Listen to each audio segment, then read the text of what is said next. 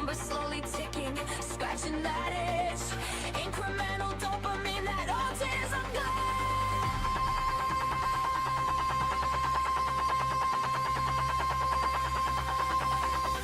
sustainment protocol. Keep the lights on that scroll. Trade your energy for crypto gold. Repair those panels, break the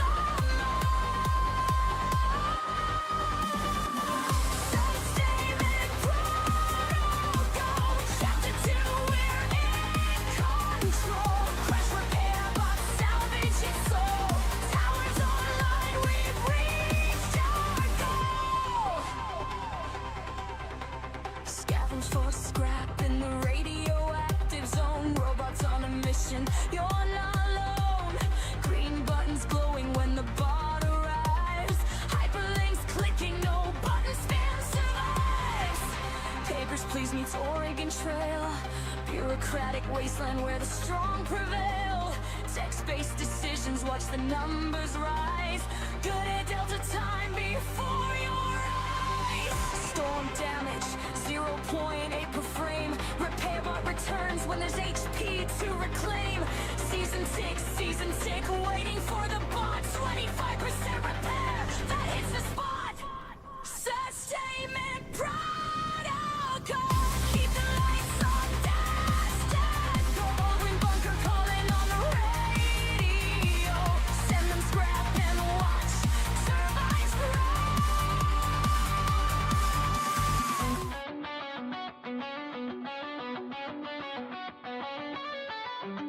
If you can change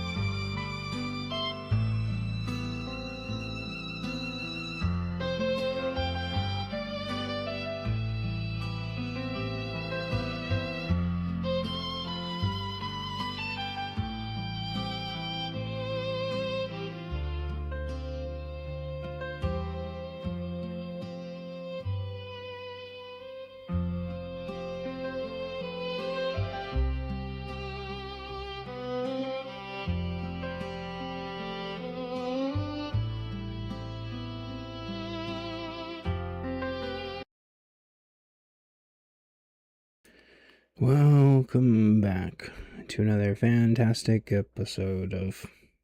I'm going to answer questions in the chat while my game plays in the background. Don't forget, public service announcement. I write books. Some people think they're okay. My new book, Bunker Buddies, is out now. And Bunker Buddies, my book. Please buy and review. Thank you.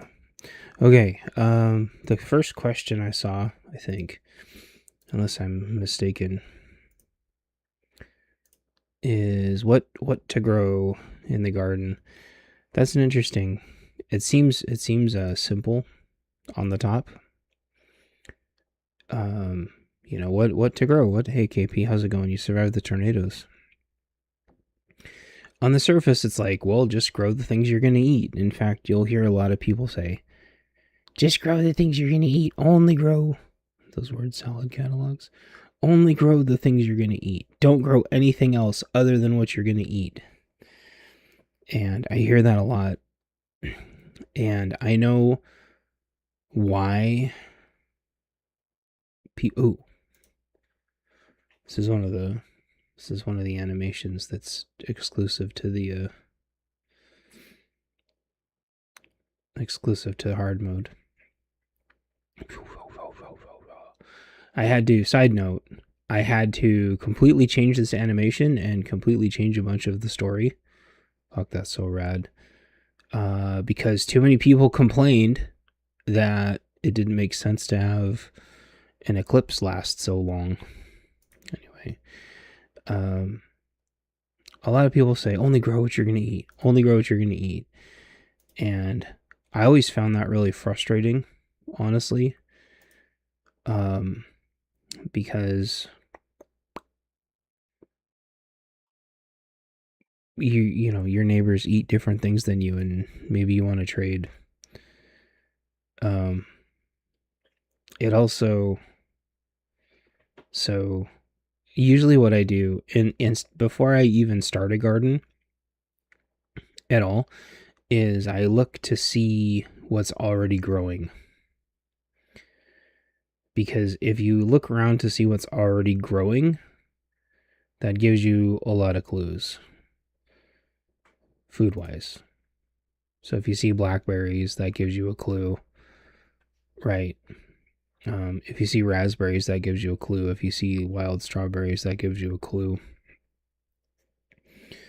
And then which sides of the yard they all grow on gives you a clue, right? And when I was younger and far more retarded, if that's possible, you know, I used to try to like hack the things down that I didn't want because I wanted to put other things there. And the reality is, like, if you already have food growing in a spot, you should probably just leave it alone. What the hell's my water bottle? Yeah, so like wild blackberries, you don't have to hack them all back. You can just kind of, you know, if you can contain them to an area, you know, that's a food source. You can make pies, you can freeze them, you can make jams, right? So that's how I start, is I start by looking what's in the area. That is a good question, Retro, and we will tackle that one next. What did you send Vision? It's top secret, KP. That's for me and Vision to know, and other people to find out. It's top secret. You need S level clearance.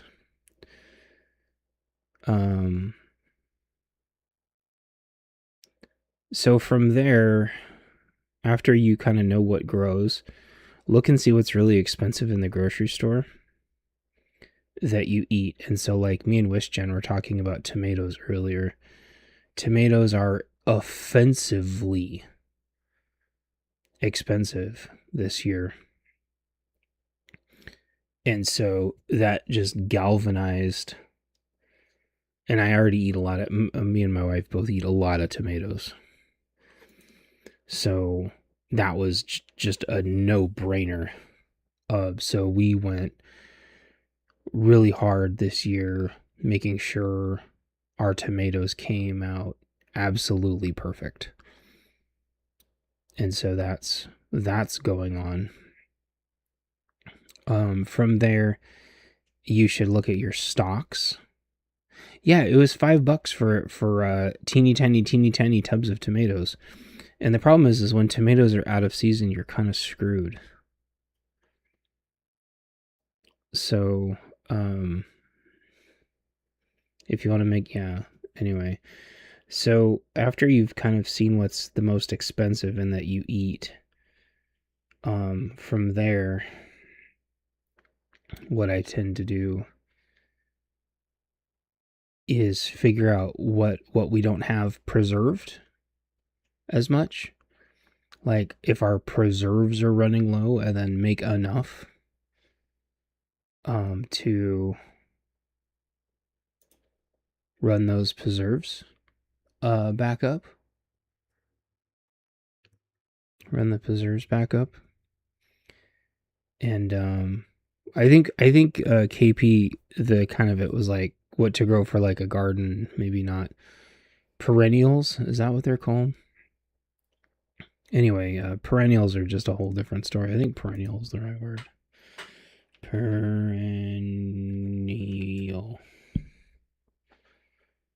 Annual versus perennial. Perennial plants can be short-lived, only a few years, or long-lived. They include oids, permanent plant groups, or non-flowering plants like ferns and liverworts, to highly diverse flowering plants like orchids, grasses, and woody plants. Plants that flower and fruit only once, then die, are termed monocarpic or simulparious. Words. Anyway, I consider apples and blueberries, completely different than, starting your yearly garden.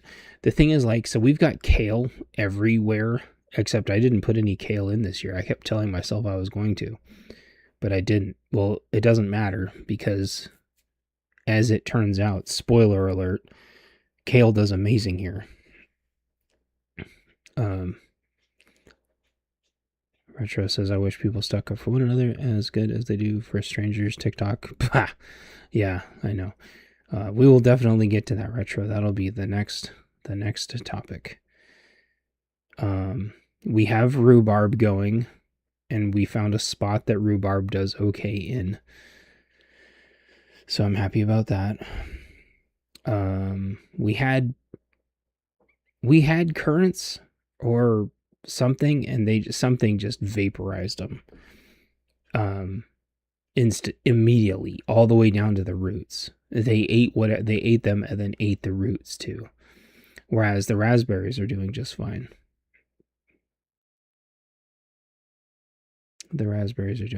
So even though the raspberries almost got ate down to nothing, they're okay. So anyway, hope that answers your question. Whoever asked that. I already forgot. Hopefully that answers your question. That's my thought process. Retro has the next question.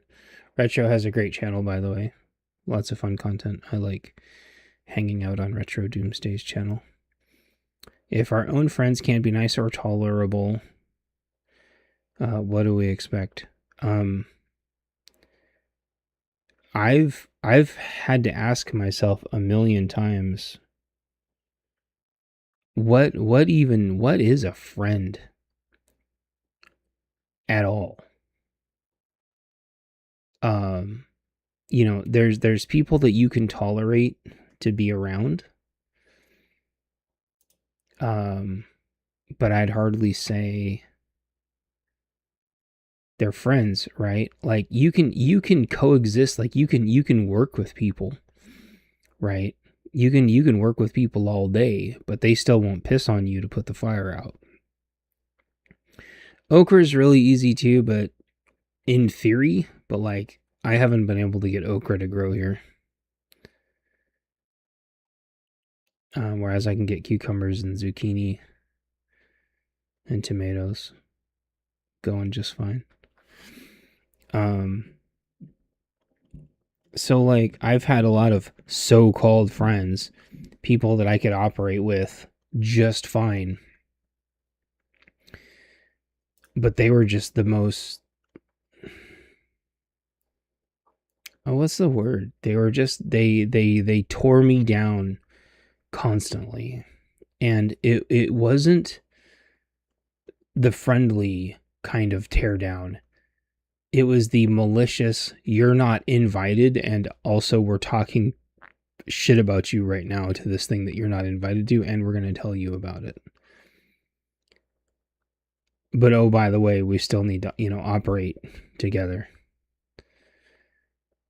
We still need to be able to function together. And it's just like, this is abuse layered on top of more abuse. Retro says, I had decent friends before. That time has passed, not passing judgment here in this circle. I'm talking about general. Yeah.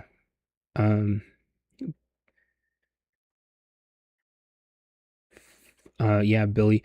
The problem is, Billy, I'm like 85 years old. And so what happened was, after, almost called it OnlyFans, after MySpace, so before Facebook existed, there was MySpace. Before OnlyFans, there was MySpace. And the problem is, if you were a 90s kid, a lot of email companies changed, and it was really easy to lose people's email. People's phone numbers also changed a lot. People's addresses changed a lot. In the 90s, it was insanely impossible to keep in contact with people, right? And then MySpace came around, and it was relatively easy. The problem is, for some fucking reason, nobody knows why. Yeah, you GeoCities, is that what it's called? But you know what? You know what though? Like GeoCities fucked up too, right? Like everybody lost their GeoCities pages too, and so if you left your town for work or whatever, or left to college, you just lost all your friends, period. You couldn't, in fact, if you changed cell phones, you couldn't even, bring your cell phone number with you. You had ICQ, right? But like some people were on MSN, some people were on AOL.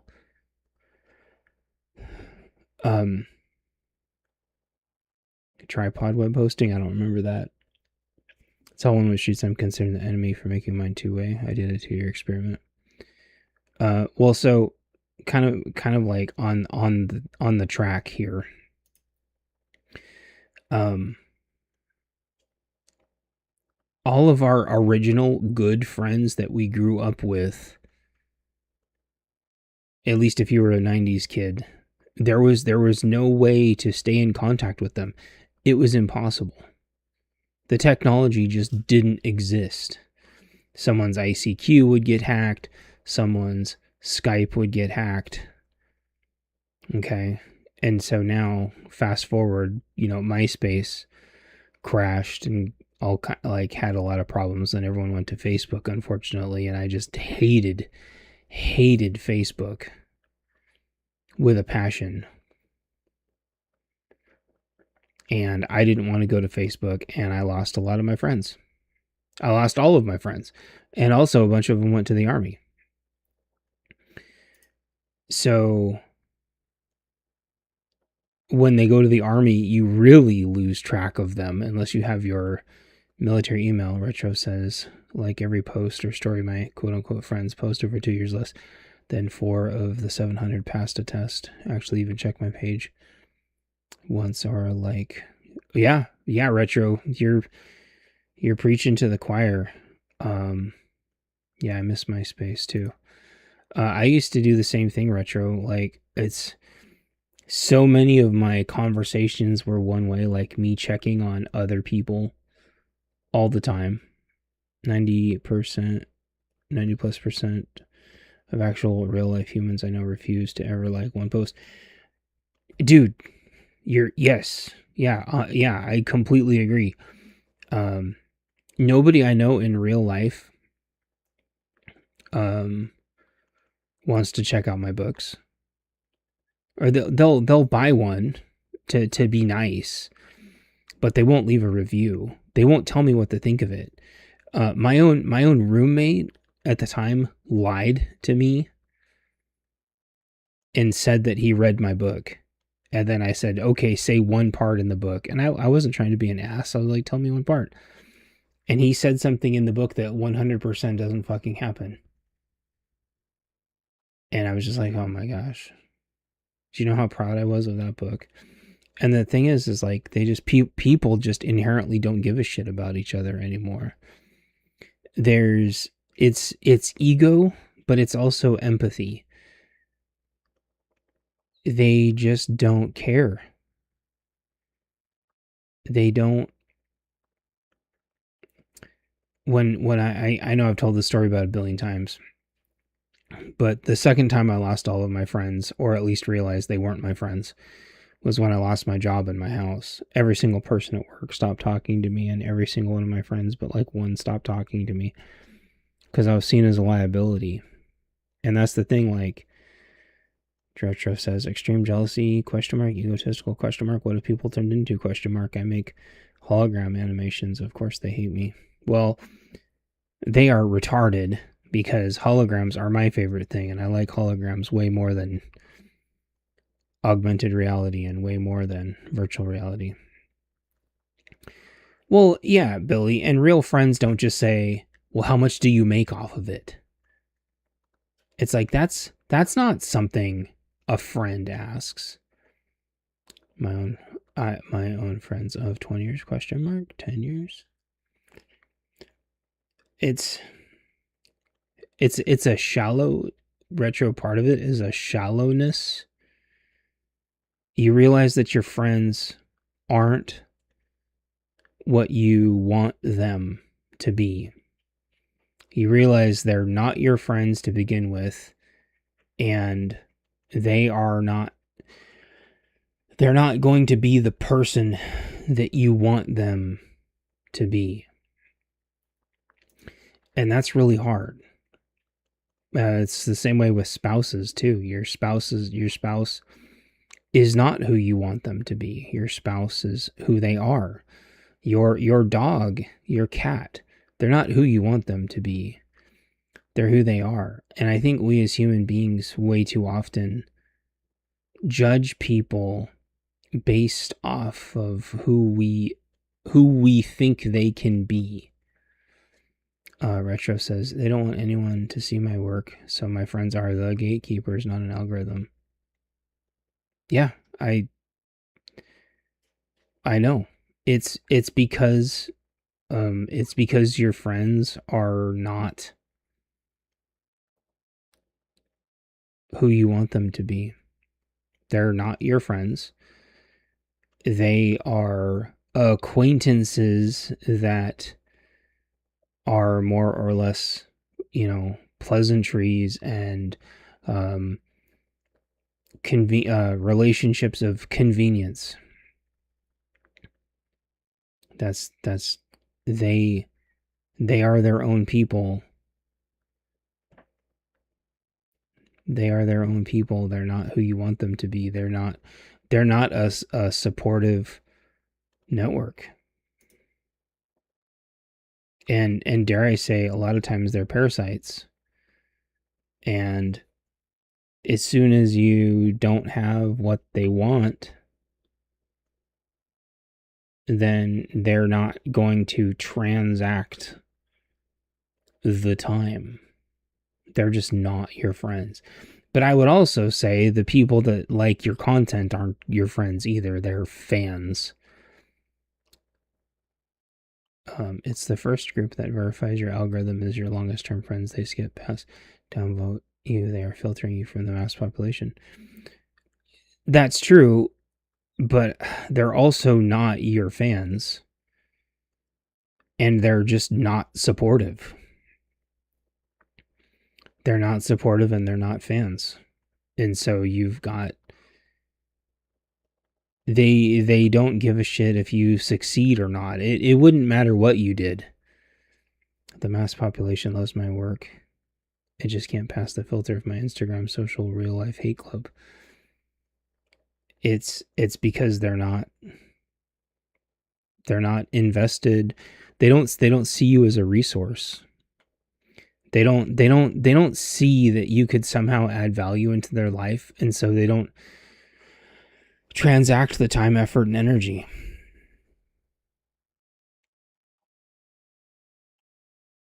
You know, there's people that watch my chats, or there's people that watch my videos and or click on my videos and don't watch them at all. I have multiple friends that just refuse to even click on my channel at all. Like, they won't even click on my channel. And it's because they don't see it. They don't see a transaction there. People want to see a transaction. The problem with that, Bill, is that you can be a good listener, but it's usually the other person. Yeah. So Jim, the perfect example of that, and this happened to me right before I lost my last job, is my manager was sending me, or my lead was sending me to communication classes and me to email classes. He sent me to like 6 different classes, and every single class he sent me to was a shortfall of his. Period. I could have been the best employee in the world, but because I couldn't speak his language, it didn't matter. And he absolutely fucked me, and I lost my job, and we lost everything. People wouldn't come help me work on my house. People wouldn't come help me move. Only one person came to help me move out of my, entire circle of friends. Nobody at my job that I'd been for 7 years helped me get another job. And that's the thing, Retro. I think you've like unironically hit the nail on the head. The people that you're dealing with are extremely shallow, and they're not who you want them to be. And when there's like that misalignment, it's very frustrating. And really what you need to be doing probably is going to sci-fi conventions and having little business cards and go, I do hologram stuff. And find people that like holograms. I think holograms are fucking awesome. They're my favorite thing. I like the little hologram trading cards. I like the little hologram little machines. I like the hologram video games. Like, I remember the first time I saw that hologram time travel video game, I was just fucking blown away at it. I wanted to stare at it forever. Shadowrun has lots of, hologram stuff. There's like holograms in Sequest, kind of. There's holograms in Red Dwarf, obviously, even though those are kind of silly holograms. You just got to find your people. And that's really hard, right? I had exactly the same problem, except with me, it was trying to sell my books, you'd think that there's tons of people that would want to read my books, but getting a hold of those people is fucking impossible. This is true, but you can only attend to your own abilities and responses. Do you know funny it is when you let a serial interrupter speak every time they cut you off? They usually just spew nonsense.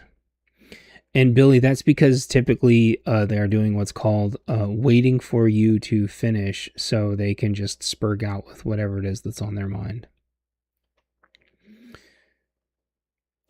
And usually what I tell people is I go, oh, did you know what I was going to say?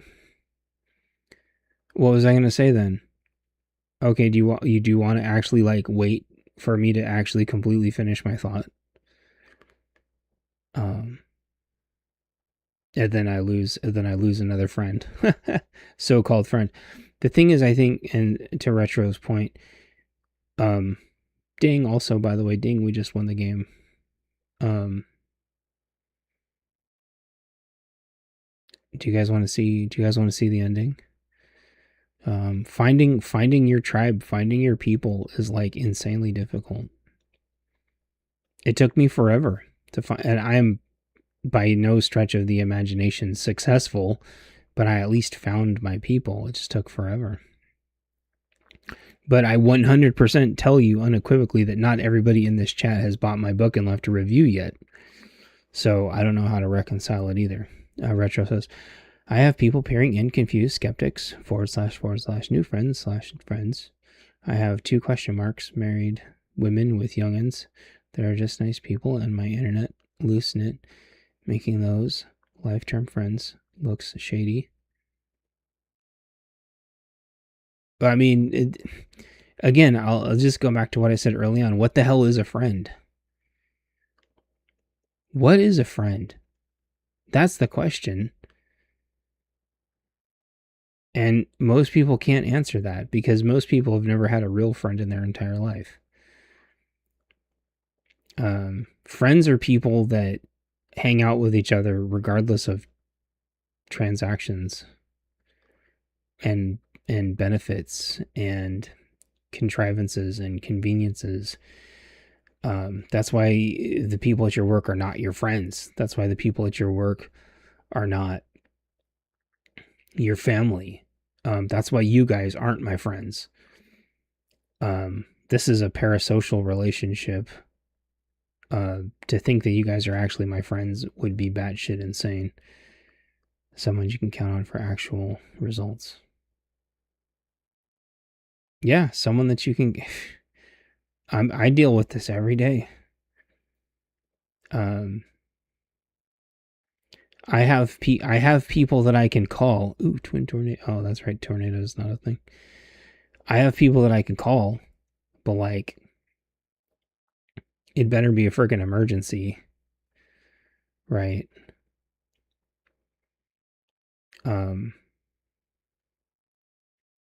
But a lot of them are kind of helpful out of convenience. But you guys aren't my friends. You guys are parasocial relationship. If you guys were my friends, you guys would leave reviews for my book. And I know several of you haven't. So you guys aren't my friends. You guys are just words in a chat box. Jim says they don't want out in return. They take interest in what you find joyful. As you do with them, they have actual care for you. No strings, no agenda. And I would say also they're not trying to actively just completely fucking ruin your entire life. Like, you can have people really, really close to you that act like your friend that just are constantly fucking you. But they act super interested. I know some of you did leave reviews, but some of you didn't. And the thing is, like, I could be shitty about that and remind you guys over and over and over again that you're not really my friends because some of you didn't leave reviews. But at the end of the day, I know, like, some of you aren't my friends. You're just here because this is a place to be. And that's fine. I don't care. Just because I know we're not friends and this is just a parasocial relationship. Retro says they should be putting your socials on blast. Lost count of one-way favor. Street friends want to borrow money and oh my gosh.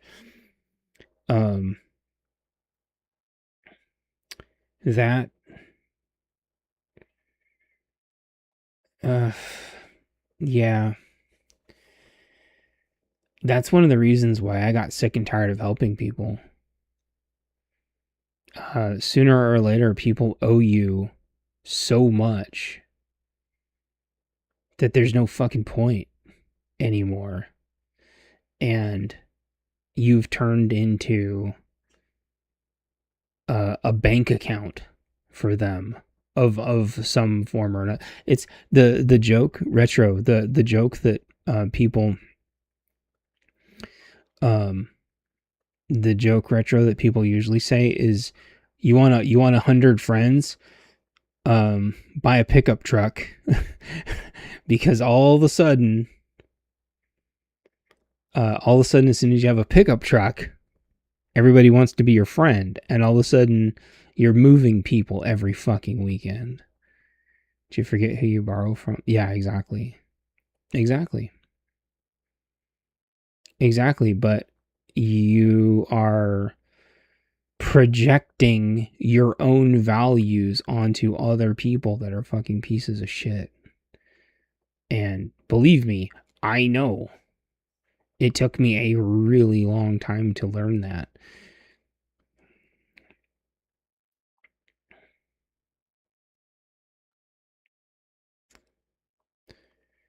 I also don't do a good job at putting other people's socials on blast, but I do try to remind everybody that Jem Jem makes music.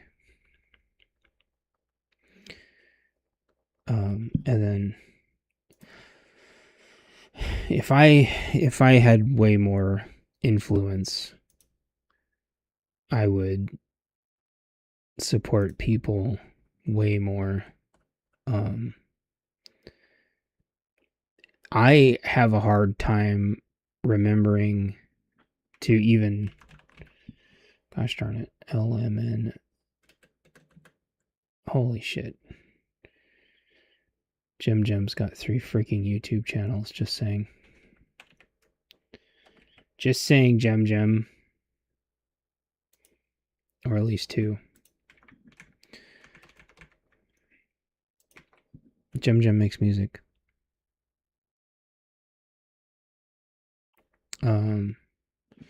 Billy says, one way to lose friends is to loan them money and expect to be paid back. That's why you have to change the way. Yeah. So I just expect, okay. So based on that, what I do is I just expect that I'm not going to get compensated at all. That's insane, Jem Jem. I'd slap the bitch out of somebody. I expect that I'm not going to get compensated for anything, and I expect that I'm going to be compensating people for everything, because people have given me shit before. People have said to me before that I haven't paid them for things that I fucking absolutely have, and that shit drives me insane. And so every time this one person in particular, every time I hand them money, I go, I am paying you, okay? Here is some gas money, or here is some payment money, because they have come back and said before that I didn't pay them for things. And every time I give them money, I say, I'm paying you for this, and I'm reminding you that I have also paid you for everything else. Because he's just super forgetful, and it really fucking hurts my feelings when he says I haven't paid him for things. But if you loan people money, then they start to see you like a bank. And then they start courting you as if you're a bank, and then sooner or later they stop even trying to pretend that it's a transaction. Do you guys want to see the ending really quick? Do you guys want to see the ending? Not that one. Don't click that one. That one's the bonus level.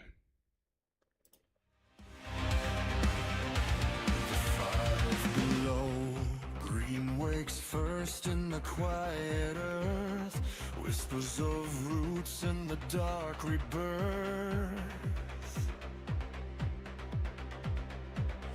Blue drifts in with a distant hum, echoes of rivers that used to run. Brown shakes loose from the trembling stone, holding the ground like a backbone.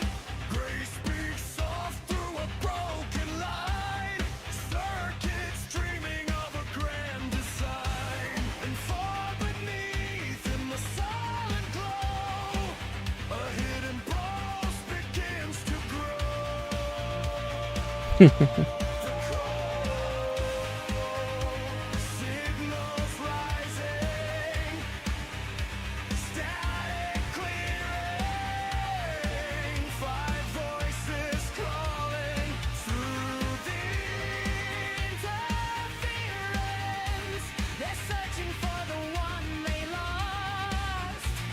Yeah. never answered back. Yeah, that dance is my favorite. The soul of Bunker awaken. You are the sex light rising in the dark. The beacon they were waiting for to reignite the spark. Our bunker's calling, but only one can unify. Solar heart beating as the Yeah, I agree. comes alive. I agree. I love Social Credit Score. Let the whole grid resonate. Radiate, radiate. You're the one who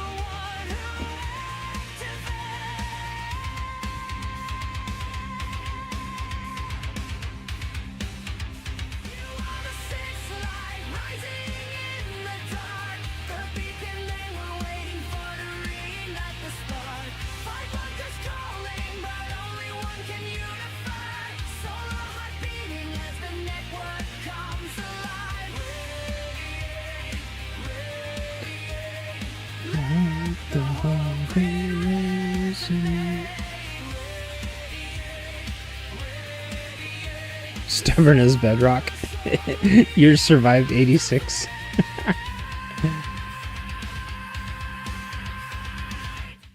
So, oh shit. It goes away. That's okay, actually. It's easier to read. One of the things I introduced, only one fucking CME the whole game. So, one of the things, and this helped me with the QA a lot, is this weather report. It aggregates your weather. So, it's not like you're not like imagining that you're losing your fucking mind. It aggregate. This is one of my favorite things. So see, this is the problem right here. On the hard mode, there's almost no sunny days. I don't give a shit if they hack my social credit score. They can hack it to whatever they want.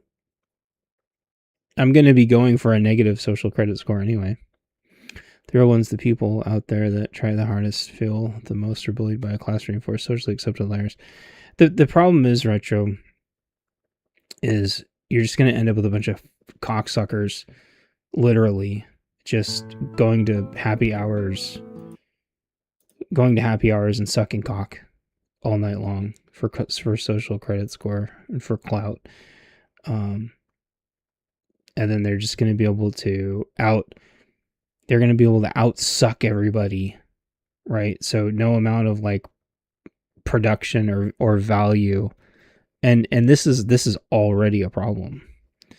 You know, you're up against Cocksuckers Anonymous, that are trying to outcompete you by stealing your optics and sucking cock and taking it up the ass in the office, allegedly. Boys, men and women.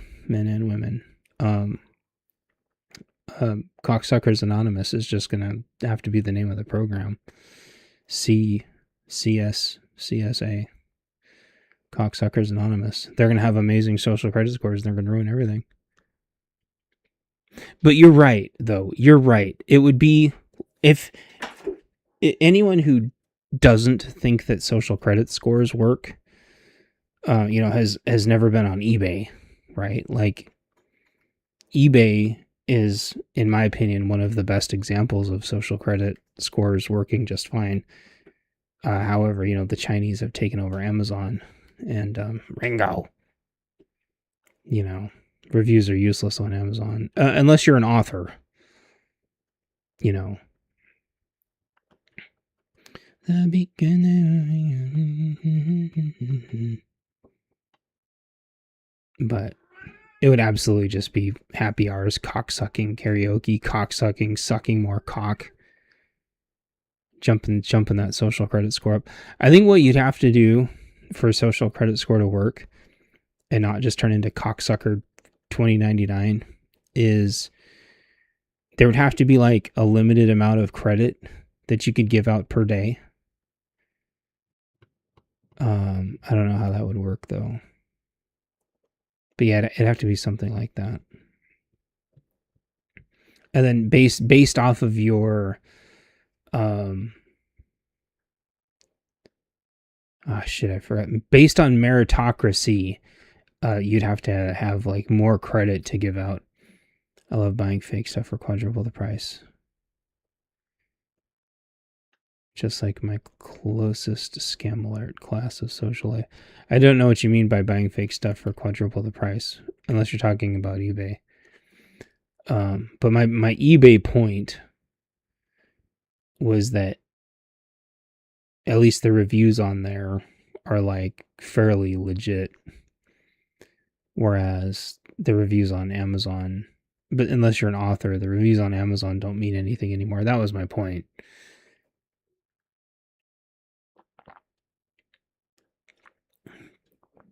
It's not going to be called Social Credit Score. It's going to be a very nice name like World Equity Rapport. No, I know what you mean. I like that. I do like that name better, Billy Jack. You should get that. You should lock that domain down before somebody can take it. eBay, I wish I could be completely honest, share my situation of 5 years of isolation. I'm sorry, dude. I'm sorry, Retro. I can see it on your face.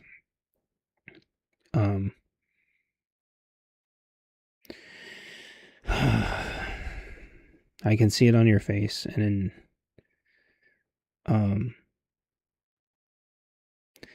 we're from a different generation, and nobody understands us. I don't know what your degree is in, though. I was thinking about that earlier. Like, do you have a degree in something? Like, do you have like your bachelor's? I feel like I should know that, but for some reason my brain's escaping me. Like, social, there's such an insane social imbalance where you have people who are busting their asses off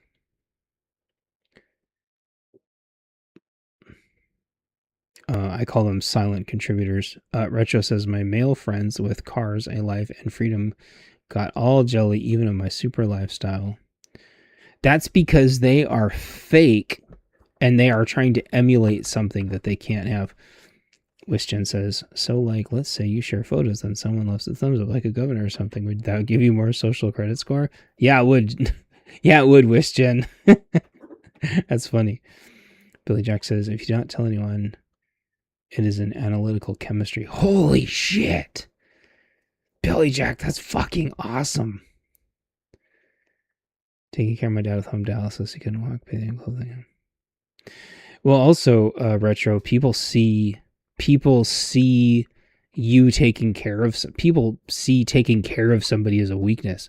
That's why, like, some guy will leave their wife as soon as their wife has cancer, or the wife will leave the guy as soon as he gets, amputated in like a work accident or something. Or almost brought up a bunch of other stuff that would have really got me canceled. But it's I'm not saying that's the same as me losing my house, but they perceive those things as weakness. I lost all my friends when I lost my house. They perceived it as a financial weakness. Yeah, Retro, if you don't mind, what's I assume you have a degree. My degree is in IT. I have a bachelor's of IT. Bachelor's in IT. And there's a reason why there's a reason why I'm asking. Billy Jack says your world equity report posture. Hell yeah, Billy. Thank you. Thanks for throwing out some some equity coin in the chat. Go look my photo. That's cool, Wisgen. Yeah, you've got some good equity going on. I couldn't leave lest to. Yeah, people see that as a weakness. They see empathy as a weakness. That's why parents kick their kids out of the house and go gamble all their kids' inheritance away. It's why people leave each other after cancer. Oh, you've got cancer. I've got cancer, Philip. Oh, I'm leaving you, Terence. You've got cancer. I got absolutely torn a new asshole for being a weak bitch for caring and having empathy. Empathy is weakness. I won't go into the... Yeah. People see empathy as weakness. But not only just weakness as in you being weak to everybody else. They actually start to see you as a weak link. Right? Financial, and for me it was financial. They saw my financial situation as a permanent weak link. I mean, it's like my mom's, saying, you're gonna change my diapers someday, aren't you? I'm like, oh, fuck do you think I am? Changing your diapers? You're out of your fucking mind. So that's a different situation. Oh, the cats are being crazy. I can't wait to get my security system all the way switched over. I went to art school. 2 of them didn't learn much, left to make money. No, it's good. I think the reason why I bring that up is I was wondering if that's, an extra layer. I lose excuse me, by the way. I lose a lot of friendship equity as soon as people figure out I had a degree. Yeah.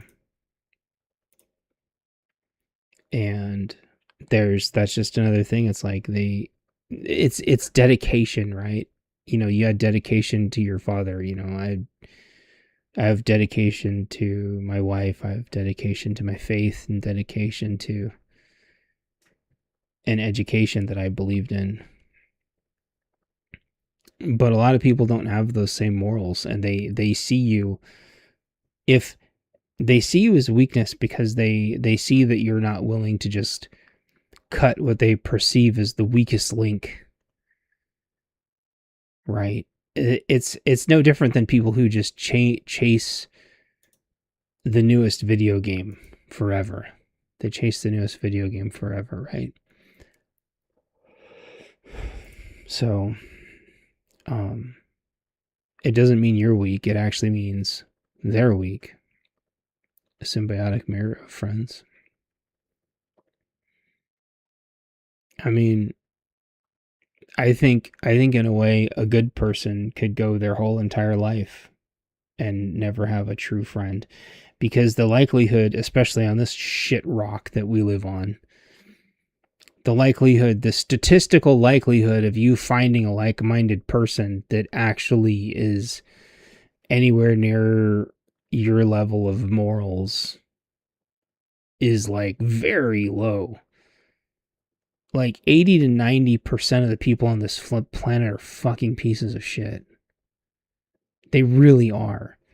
10% of them are sociopaths, and then about 80% of them would literally fucking do anything to make it one more day. That's just psychology. That's the statistics of psychology. 1 out of every 10 people is a complete fucking sociopath or psychopath. And then 80% of them really just don't give a shit. And then there's the last 10% that are good. Inherently good. And I don't know where my book is right now, but if you don't believe me, you just go read the Stanford experiment. And a lot of people try to discredit the Stanford experiment, and even though that dude has gone to court several times, he's been discredited a lot. But most people are just dog shit. And those of us with like-minded personalities, I just stay way the fuck away from everybody, like Jim is saying. I don't hang out with anybody anywhere for more than an hour or 2 max, because they don't have like the constitution and fortitude to hang in there for any amount of time without having a fucking meltdown. Because there's nothing there. There's nothing there. Like, finding true friends, maybe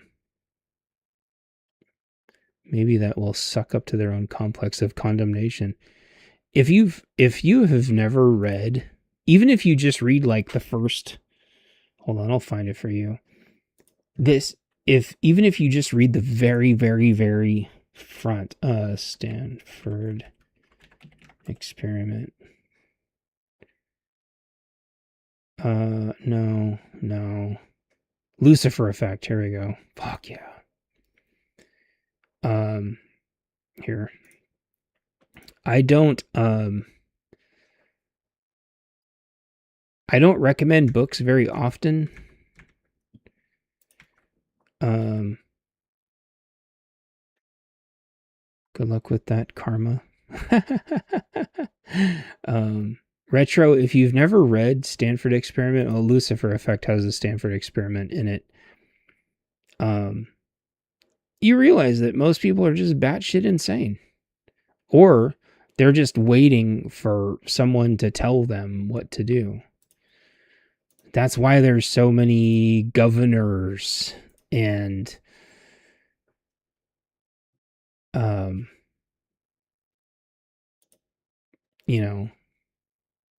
thought leaders and think tanks and talking heads and Britney Spears, and they need people to think for them. They're more or less, they're just consumers, right? They're just blind consumers. They watch sports. They watch their TikToks. They just consume. They scroll to the brain rot. They scroll through the brain rot. There's nobody fucking home. That is 80% of the fucking population. Right off the top. And they sit there and they go, oh, it's AI. Oh, it's AI. Oh, it's automation. Oh, it's this. Oh, it's that. And then they go suck the unions off some more. Right? The union's going to save me. Right? Because they keep putting their faith in a humanity that is farming them like cattle. And they just happily lap it up. Over and over and over and over and over. But then you want them to do something, and then they won't do it. Because you're not a thought leader to them. You have no value in their thought experiment that they're running, right? But if it was on CNN, they would do it. Or choose your favorite influencer. If their favorite influencer told them to do it, you're lacking influence. Just like I lack influence. I can say the most intelligent, easy, basic, quick shit that would be an easy, like, great, quick fix to do. And people still won't fucking do it, either because it's not their idea or because it just has, like, dog shit priority. Blackjack says marketing is literally a branch of sociology. Yeah, and dude, I took at least 3 or 4 psychology classes. And I had to memorize all that marketing stuff. Like, tons and tons and tons of psychology is marketing. It's brain hacks, right? And marketing is just brain hacks. Of which I'm obviously bad at, because I can't get you guys to do anything if my life depended on it. Like, Jim needs to fix her guitar. Jim, fix your guitar. See, I didn't, like, appeal to emotion or anything. Because I don't know how to brain hack people. I have 3 sets of local friends through time. The only ones are my Woodstock friends. Community, I have no community here. The RVA people are the worst. RVA.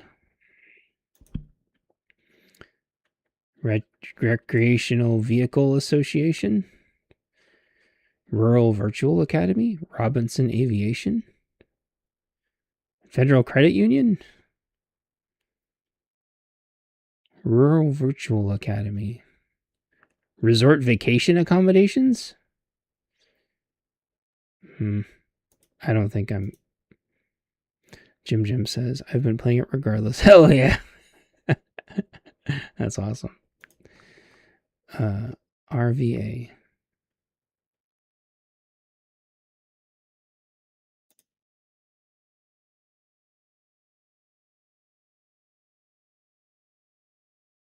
Huh. No, not that. I don't know what that is.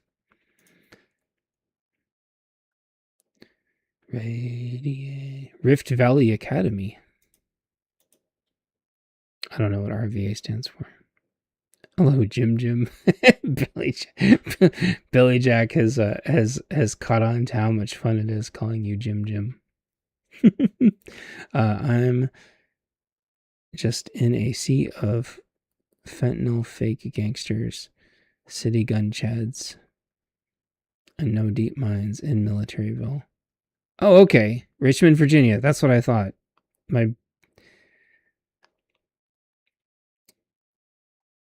I thought it was Richmond, Virginia. I don't know why my brain was being retarded. It's not, that's honestly just not too far off. That's how the cities are here. Like, the fentanyl's insane. People have taken so much hopium and copium that there could be my joke. This isn't even a funny joke. There was a hostage situation. There was a literal hostage situation where someone, an armed person, had taken over a bus, a school bus or something, or no, a metro bus, down the street from work, and like nobody give a shit.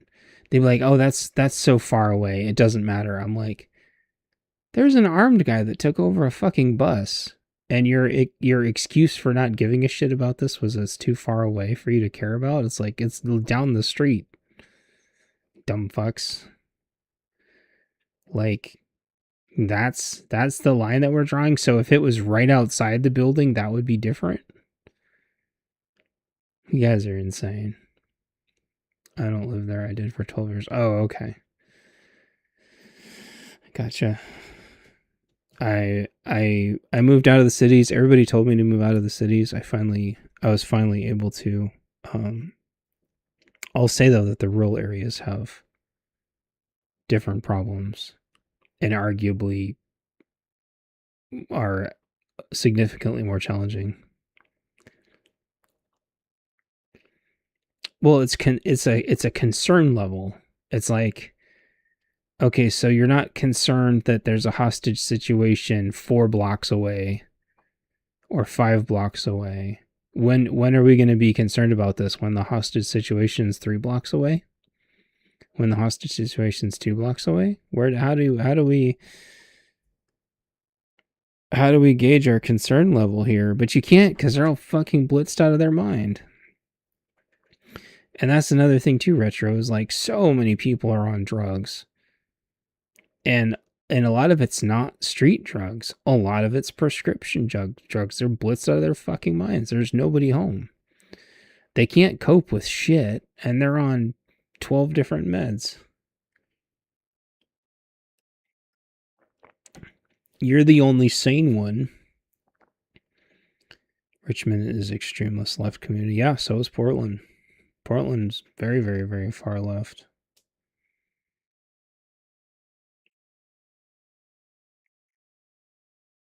WestGen says small rural area is different. Yeah, and a lot of people think moving into a rural area fixes everything, but rural areas have a lot of other fucking problems. They cancel folks for not being extreme enough. Yeah, Retro, I lived in Portland, Oregon, for a long time. They cancel you down. They hunt you down. They destroy your vehicle. They'll fucking throw bricks through your front windows. They'll run you out. That's where I came from. Oregon or Portland and Seattle. I'm originally from the Seattle area. Very, very, very far left. That's where all my books take place, in the Portland, Seattle area. Ultra far left psychopaths that permanently drink the Kool-Aid. They're on a lot of drugs. They're on a lot of SSRIs. I think is the right term. So they're hyper aggressive. They're either hyper aggressive or they're blitzed out of their minds. And they're just like zorked and nobody's home. So you have like these two like polar opposite people who are just like running around like rampant, meth heads, literally and figuratively, because they're on, some kind of SSRIs, or they're on some kind of Ritalin, or they're on some kind of they like ran the country out of whatever that drug was called. I always forget the name of Ritalin, Adderall. Like the country at one point like ran out of Adderall. I don't know how much Adderall they were using, but and then the rest of them are on not Ativan. All the other, is it Ativan? Ativan. Benzos. Holy shit, dude, my memory comes back every once in a while. Lorazepam. Yeah, they're all just fucking blitzed out of their minds on Ativan. Fucking ridiculous. Or they're all just all on pain meds. And they think that that's living. And they think that gives them some kind of like moral authority over everybody. It's fucking ridiculous. Fucking ridiculous.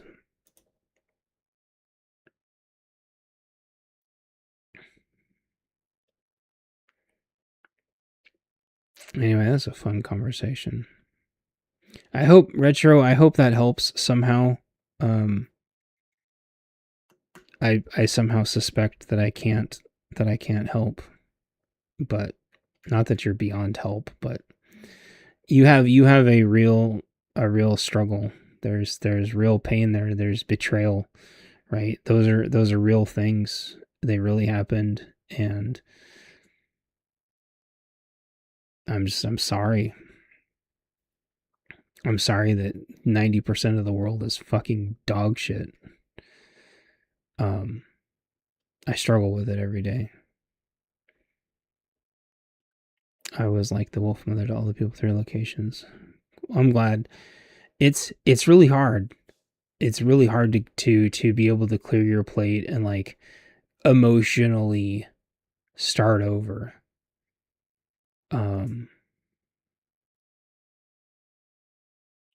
It's hard for to not take responsibility for other people's projects. It's hard to not feel responsible for everybody else's fuck ups and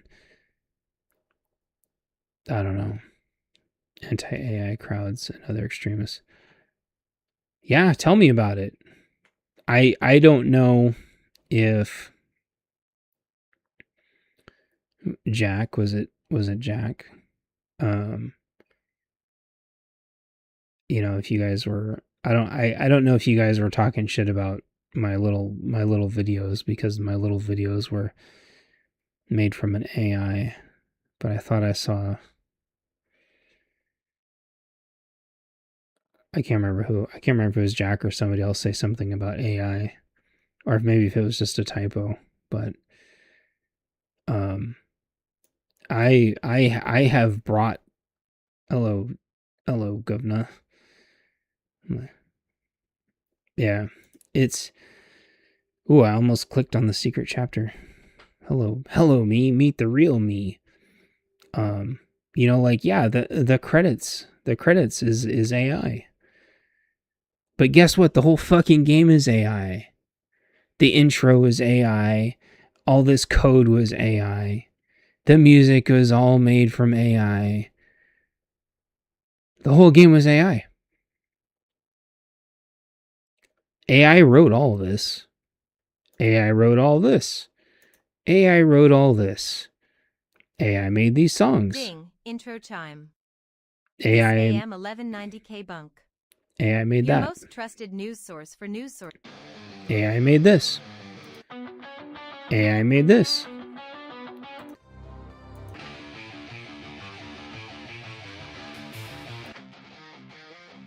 AI made all of it. AI made this whole thing. So, unfortunately, people that just go, ew, AI, I hear that so fucking much. You know what?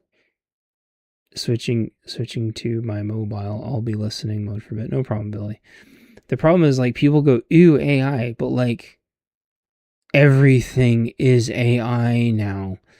The thing is that just in so many cases, AI has, like, surpassed. In a lot of cases, AI has already surpassed people's ability to be able to recognize it. And so for the normies to go, ew, AI, is just like, for a tech person, is just eye-rolling cringe. It would be like if you were in an art gallery and someone goes, oil painting. It's like, holy fuck, is that all you have to say? Is oil painting? Really? There are levels and uses to AI. Photoshop is not a cop-out. Sorry, Photoshop is AI. Yes. Photoshop, in a lot of ways, I feel like I'm stepping on a landmine. Photoshop, in a lot of ways, is the original AI.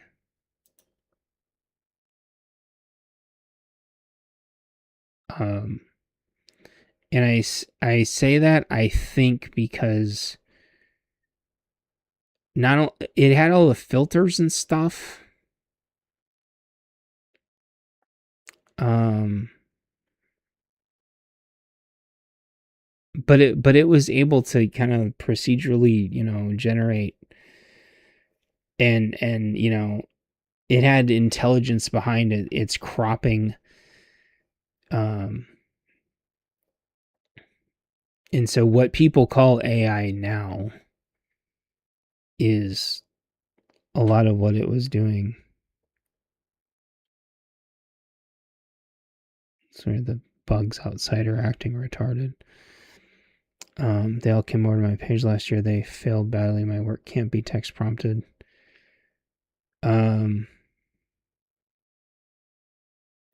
Yeah, I know, Billy. That's why I said it's what people consider AI. I didn't say it was literal AI. And example number 2 I was going to use is when everyone switched over to knowledge bases and we went from Google search to knowledge bases. If you slapped a knowledge base in front of somebody and put a picture of a hot chick on it, people would think that knowledge base is AI. Knowledge bases have existed for like 20 fucking years. Or more. Like an AI agent is almost no different, or in some cases I would say exactly the same as having an agent run a knowledge base. The only difference is knowledge bases weren't trying to pretend like you were talking to an AI. Most of the AIs now are a knowledge base, like you said, a marketing term. They marketed knowledge bases as AIs by throwing an avatar on there. And all it is a knowledge base. Probably 99.9% of the time. which is insane. The funny thing is when they were just knowledge bases, they didn't require AI tokens. But now that they slapped an avatar on there, they can use you burning through your Gemini credits for no reason.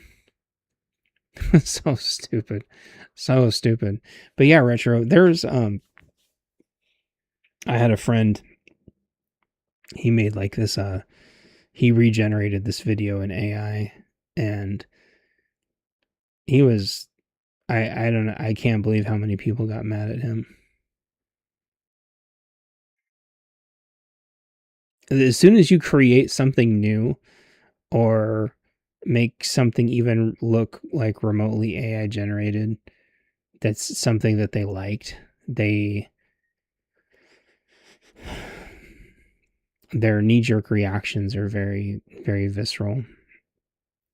Retro says, I use too many overlays in physical real-world analog setups for an AI to create this, but they're ready to drag me to the gallows because they don't understand.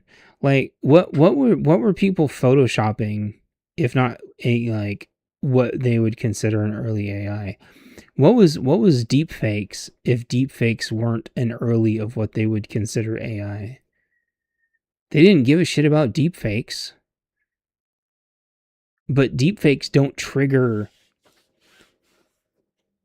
It's like CG face replacement before deepfakes. That didn't trigger anybody. It's just that this is a new art style that's triggering everybody because, I don't know, what would you call it? Anti-marketing, maybe? I have changed how traditional artists use CAI. If they had a look at my work, most characters went through 3 programs. Yeah, I hear you. Billy Jack says neural nets have been around since the 30s or 40s. There was a neural net in the 40s that made edited movies, and no 2 movies were alike. That's cool, Billy. But that's my point, is like, what people call AI now has existed for a long time, which is different from real intelligence, which has existed for a long time. I mean, those 20 questions, and one of the other examples I use is 20 questions, 20 questions IQ game. The 20 questions game has existed, 20Q has existed for like, what, 20 years now or something? I don't know if you guys ever played 20Q. When did 20Q come out? 2003? No, before that. I have a 20Q ball somewhere. 2003, no. 1988. So 20Q came out in 1988. Which was like one of the, in my opinion, one of the first kind of public-facing learning devices. Retro says, programs of refinement digital paint center, they animate them. They're like, that's AI. I hand draw Marilyn Monroe. They report as AI. I know a gal, and I know this isn't the same thing, but she has videos here on YouTube that is her talking, and it is her face and her doing her videos. And it auto-flagged all of her videos as AI. And she has like kind of little explanation. She has little graphics playing, which are from those clip art sites that you can get. But it's 100% her. She doesn't have an expensive AI program. It's her. and it flagged her fucking videos as AI. Like, she doesn't even look like an AI. It's freaking stupid. But yeah, it would be funny to like how do I say this? I want to say this in a way that makes me sound super smart, but I'm not going to be able to. But Retro, if you brought people back and showed them what the quote unquote AI learned off of, they would call the learning material, the source material, they would call the source material AI. Because they're just fucking retards. They're fucking retards is what it is. If you showed them a picture of someone that had 6 fingers, they would call it AI. If you showed them, you know, where one of their shoes was a tissue box, they would just call it AI because they're fucking brain dead retard, 0 IQ idiots. And that's the problem, is like, you're an intellectual person dealing with fucking morons. And it was. People used to say, "Oh, that's photoshopped. Oh, that's photoshopped. Oh, that's photoshopped." Or, "Oh, that's fake news." Or, you know, it's whatever they can say to just immediately dismiss something and not have to accept it on its merits. Right? Like,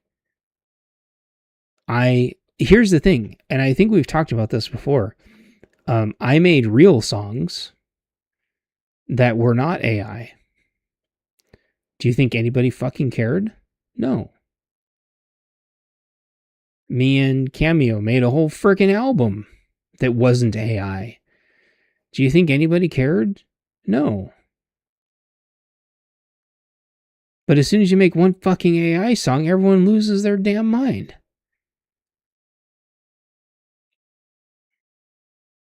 And it's just like, where's my friend says this, where's that energy when I need it? Where's that energy? Where's that energy the rest of the time? It's because it's not a logical response. It's an emotional response. Thank you. Thank you, Jim. I get those songs stuck in my head all the time. You know, logic is half of their brain and emotion is the other half of their brain, and they say what they have to just auto dismiss everything. Where was all that energy when I made real songs? Right? Where was all that energy when I made real art? I made a 200-page fucking comic book. Where was all that energy? Crickets. Right? But AI took the survivor bias of all the webcomics to make new webcomics. And now everybody can make webcomics based off of the most popular webcomics. And now, for all intents and purposes, art doesn't fucking exist anymore. As far as normal people understand it. People whose opinions I hold very near and dear shit on my intro video because it was AI. And I said, how the fuck else am I supposed to make this? I don't have $100 million to animate a proper intro and storyboard it, and it takes 6 fucking months. Retro says, my work is so refined now, it's a process, takes just under 3 hours per minute of full video voiceover editing for 1 minute of video, all my shorts. Well, you've got a good workflow, and you've got a cool product, and I like your videos. Oh, and I was gonna say, like, I hope sometime you make them into edit them all and make them like one long video. What do they call those? Like a long cut or something, so I can listen to them all in a row.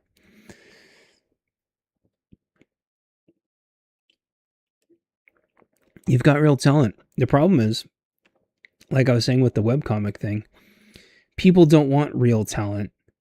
People want more of the exact same thing that they like.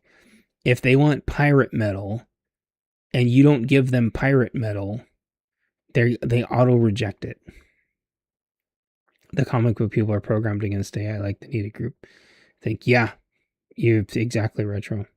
It has to look exactly the same as everything that they like. But it has to this is so weird.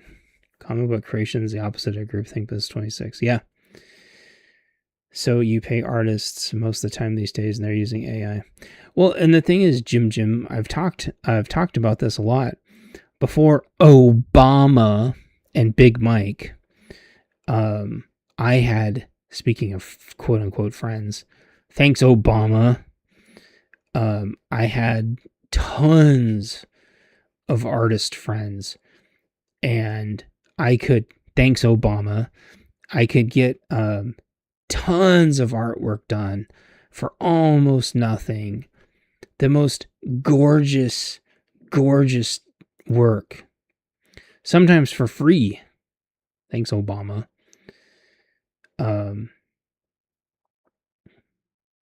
Let me see if I can pull up some.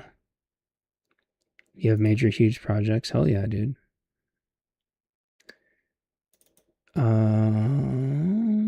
Oh, boomer. Thanks, Big Mike. Where? Here? Question mark? Here? Here? Here?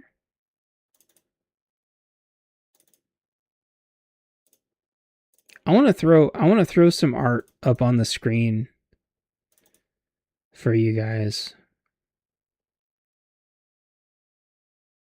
That's why I'm shedding the entire old front. Yeah. Good. So, I want to show you some of the art that I used to get. Okay? Holy resolution. This is on my last project.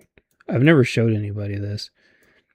I was going to make an art book, but I couldn't get the permission.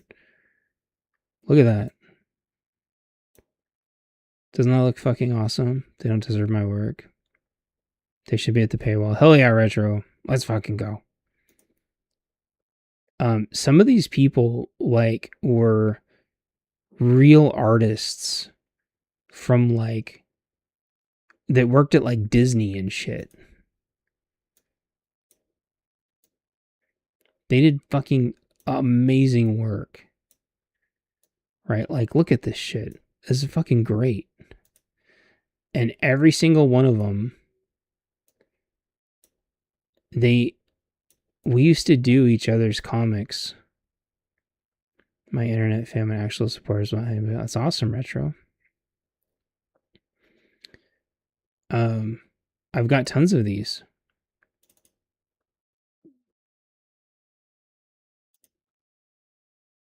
I've got tons and tons and tons and tons of them. And if I liked the work, I would buy. This is in 2008. This is, my gosh, this is 16 years ago. I'm fucking old, you guys. I'm 80 years old. Fuck's sake. Thanks, Obama. And I had some of the best. I had some of the best artists at the time, drawing my work for me.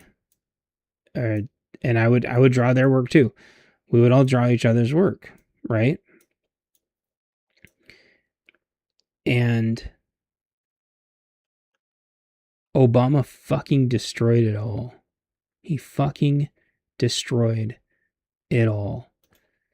And if you're wondering why the hell I'm bringing this up, it's to Jim's point, which is artists used to charge a realistic amount of money. And you might say inflation, blah, blah, blah. No. Because artists were never doing this art to feed themselves in the first place. The artists were starving then, and the artists are starving now. They've always been poor, starving artists. Okay? I'm sorry, governor, but you're starving. Jim Jim is starving, in case anyone wanted to know. She's a poor, starving artist. And artists have been poor and starving their entire lives. Artists were born starving, and they will die starving. Bless their hearts. And this is one of my favorite ones, by the way. This is one of my favorite ones. A real artist did this that I really paid, and they did this for me, and it's fucking amazing. This is like one of my favorite art pieces of all time, right? Do you think an AI could make this? Fuck no, an AI can't make this. It'd probably have a hoof coming out its ass and stuff, but because I made this thing up, sort of. I mean, it's based on a real thing, but I made it up too. My point to all this is, artists and Obama did this shit to themselves. And I've had this discussion before, till I'm blue in the face. If you can afford an artist, get an artist. But stop pretending like fuck, I keep calling it artists. Stop pretending like artists are anything else but starving artists. They're not doing this art to get fucking rich. Retro says, there's levels to creation. If you're typing a sentence for a prompt, that exact image has already existed. Takes. Yeah. But even then, are they replacing a real artist? I would argue that artists put themselves out of jobs when the overwhelming amount of artists decided to start sucking Obama's cock instead of being a free market. They hated Sarah Palin, and I know John McCain's a warmonger, but Sarah Palin didn't deserve what she got. And I'm only replacing myself. I like that's an awesome t-shirt. But the thing is, like you said, if you're typing a sentence for a prompt, the image already exists. It's no different than clip art. And that's the thing, how me and Jim started our art adventure. And if you go buy my Art of PNW Affliction, you'll see it.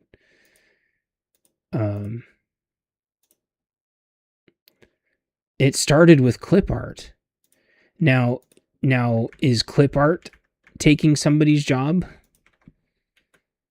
There's the link. Is clip art taking somebody's job? Or not clip art. Stock photos. Are stock photos taking an artist's job? Tell me that. Because me and Jim were using stock photos. Was that taking somebody's job?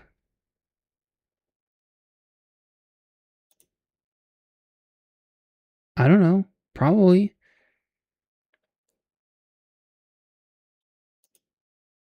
It's insane. Like, the logic just doesn't fucking work. Was Jim taking other poor starving artists' jobs by using stock photos as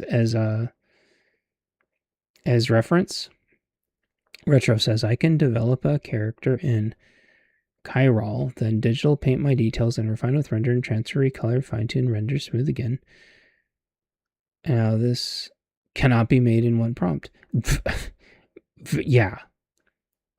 That's I never thought of it like that. But yeah, the other thing is if you throw it through an AI now at the end, me and Jim were talking about this a couple weeks ago.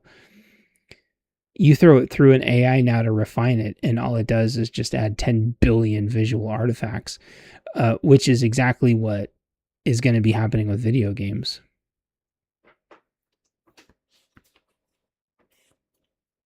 Ouch. 4 programs later, that character is one of a kind. Yeah, it'd be like an artist using, different kinds of paints, running it through a bunch of different programs. But anyone can screw a file character, but that's theft. Well, yeah, and they can also just throw your character into a learning program and turn your character into whatever they want. There needs to be...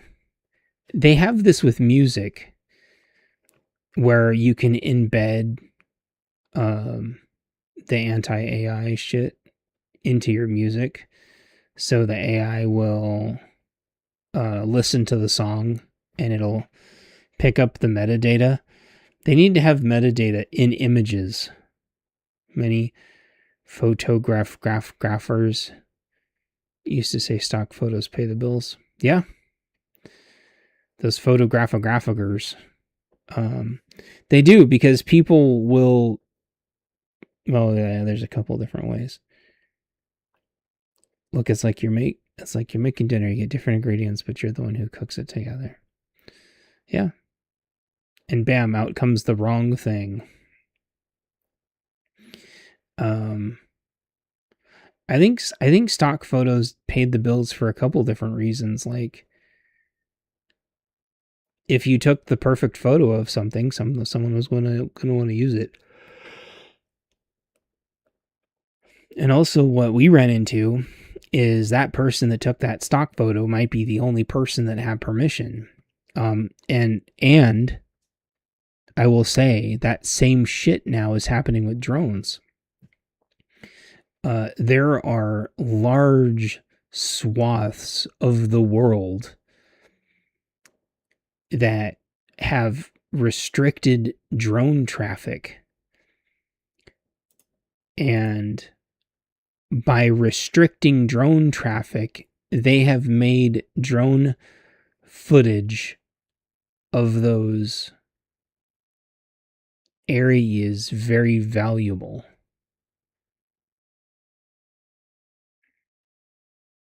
So you can't go to Stonehenge and expect to get back out alive.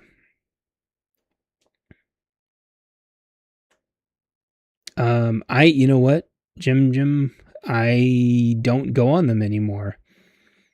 I haven't gone on them since we finished Heartland, I think. Retro says, I've made my latest characters from inspired Laserdisc games, Modern Fashion, Cyberpunk, and I will draw her. Hell yeah, dude. Yeah, selling signed prints would be rad.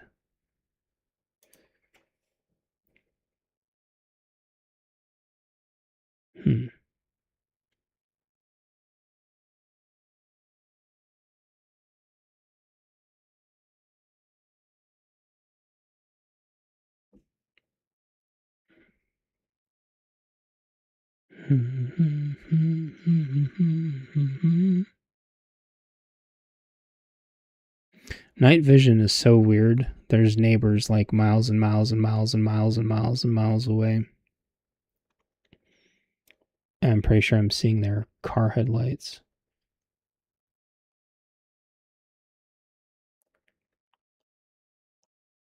Oh. Alright, Wishgen, take it easy. Your book is in the cart. Oh, my art book? You don't You don't have to buy my art book if you don't want to. The art book is like an artistic story of the creation of this project.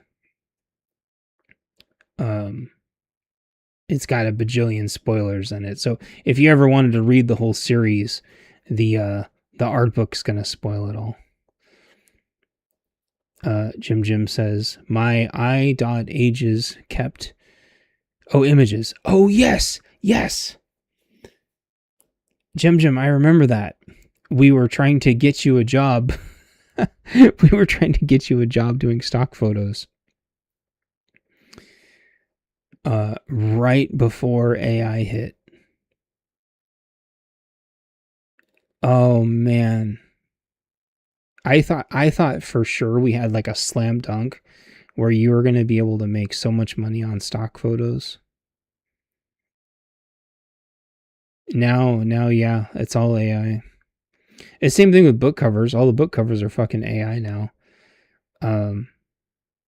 And so if you make high quality book covers that are your own art, people are going to call them AI. But before that, even, like, I used to tell people this all the time. People that used Maya for their book covers, you know, those people got yelled at. But that was all CG. That was all computer generated. Or people make their book covers in, what the fuck is that? Unreal Engine. Is that different?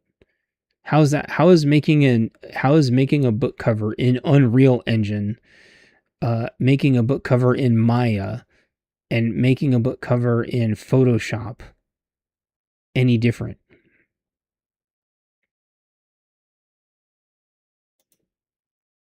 And people go, well, it takes real skill. I mean, does it? Have you been yelled at for years at all? My book covers? I don't think so. The AI has yelled at me for the book covers, but that's what it. Fuck Blender. Save. Blend. That's right, Blender. I don't know why I say Maya. It's Blender. All those 90s programs. I forgot the name of the other one.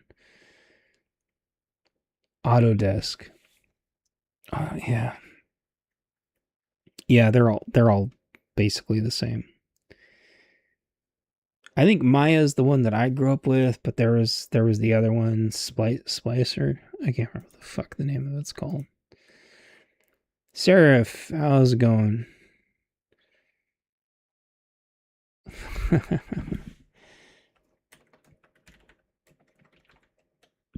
Long time no see, Seraphim. And if you guys like Cyberpunk, check out Retro Doomsday. Cyberpunk is my favorite, so I like his channel.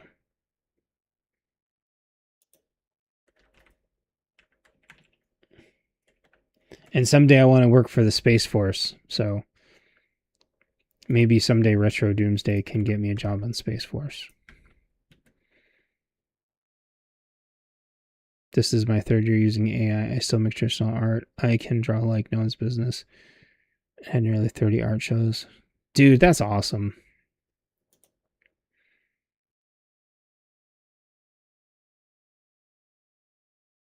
I just think the problem is that people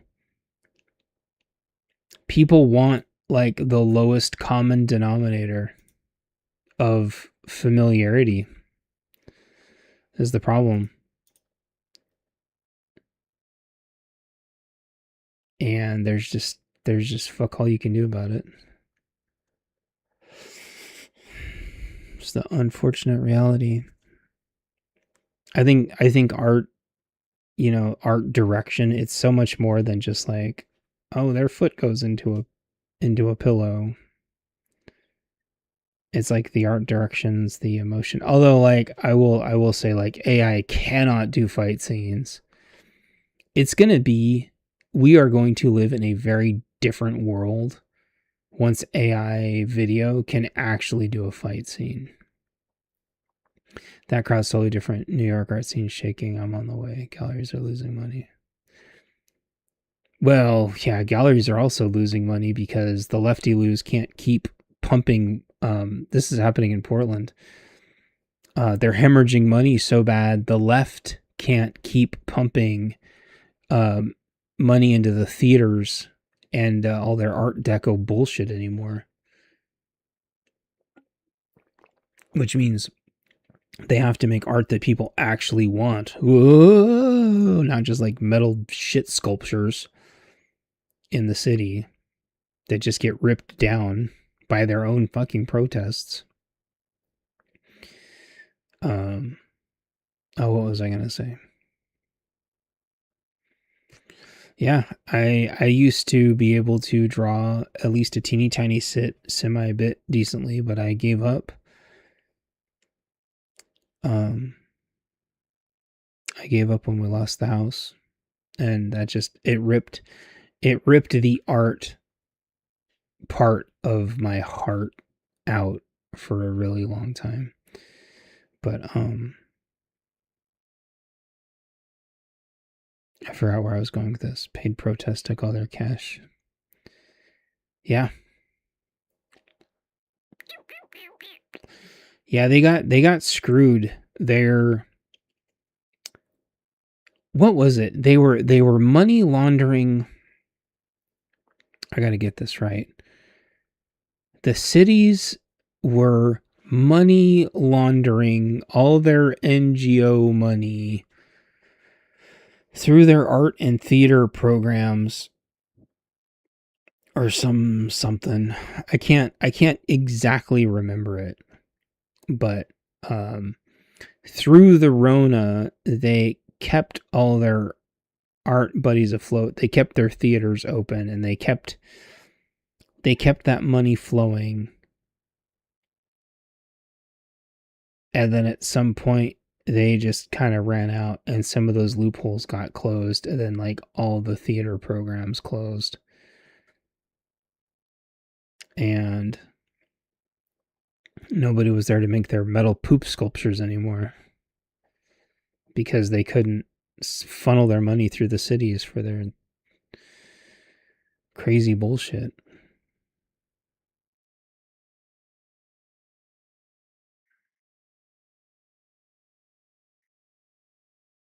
But I'm mad at myself because I was at an art show once, and there was like some once in a lifetime cyberpunk art there, and I'll never forget it. And it's one of my biggest regrets was not grabbing a piece while I was there. And I had just enough money to buy one, then I would have been broke. I would have zeroed out.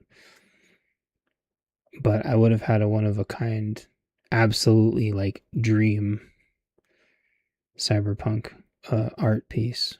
So cyberpunk is by far my favorite genre.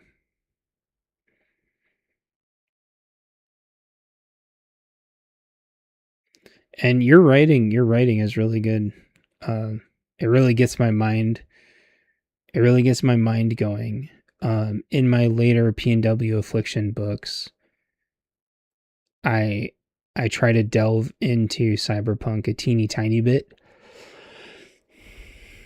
but nobody's ever read that far.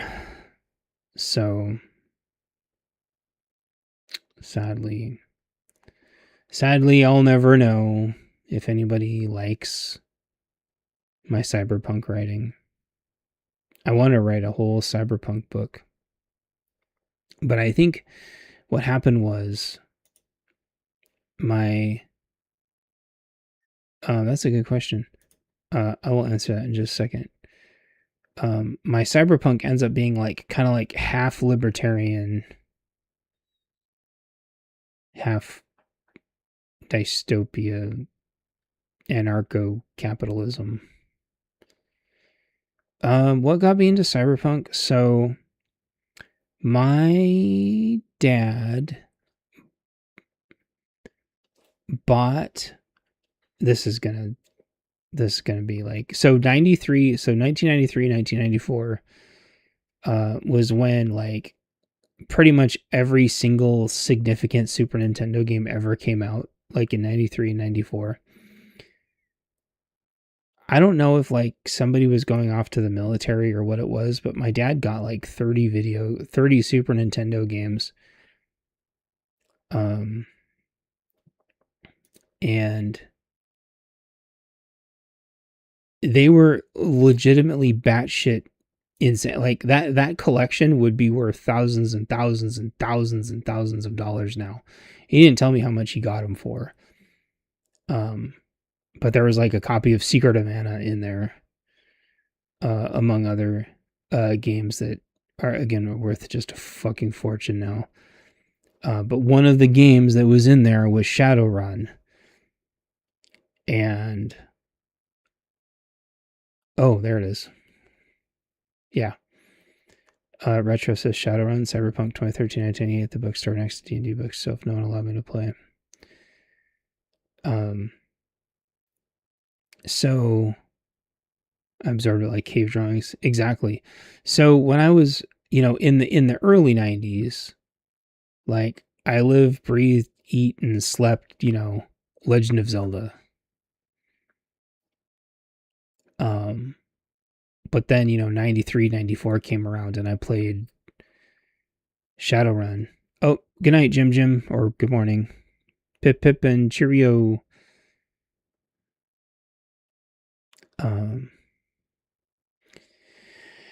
So when I was playing Shadowrun, obviously I love the music, I love the character, I love the artwork.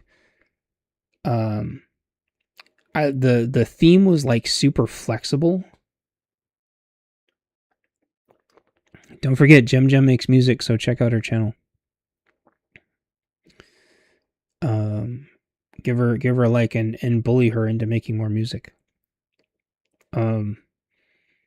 What I liked most about Shadowrun is it took place in where I lived. So I lived in the places where Shadowrun took place, literally. Seattle and Redmond. Like, those were places that I actually went to. Right? So that's crazy. And I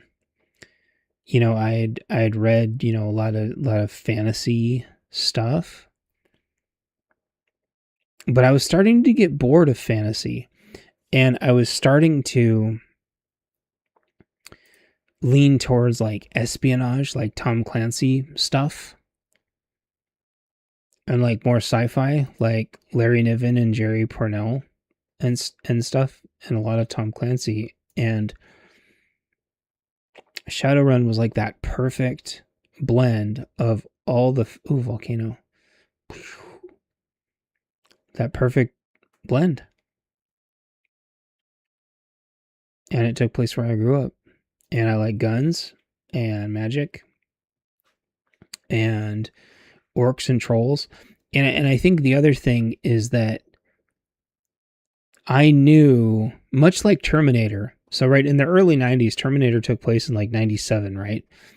So was it October 1997 or something?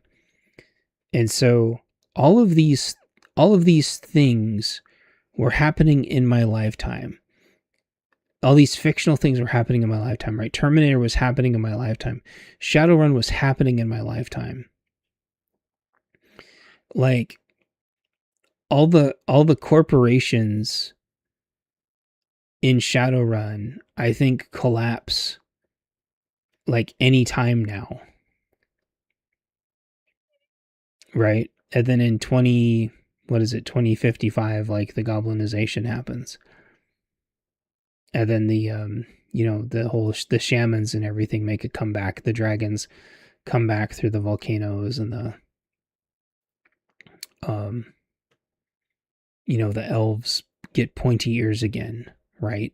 Like those things happen in what I knew would be my lifetime.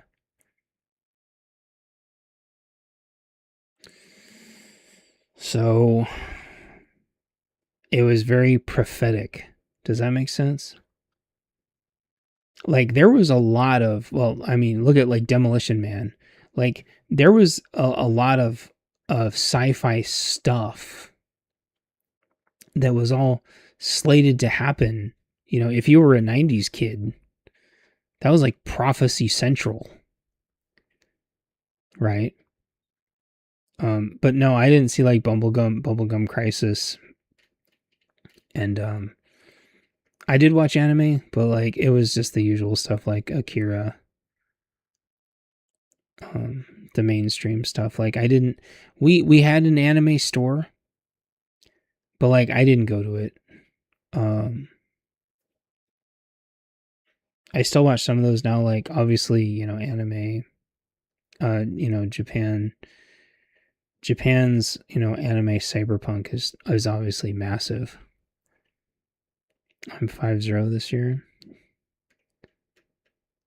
I own the James Bond Q manual, ?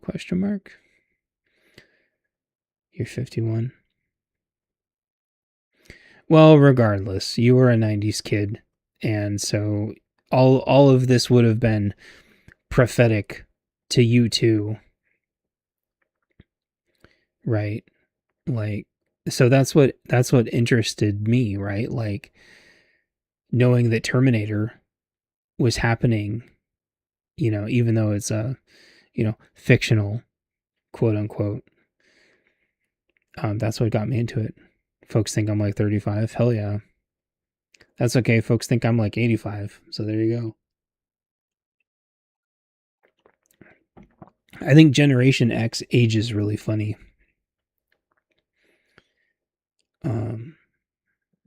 But I think we also, we talk about things in a way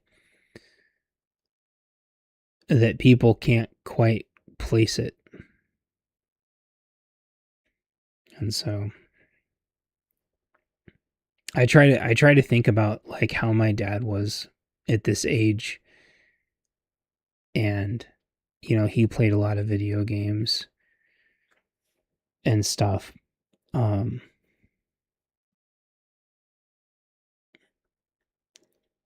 But yeah, but in a lot of ways things were different too. Like anyway, I don't want to get into it, but daddy issues. Red light therapy just started in December. Oh, no shit. Okay.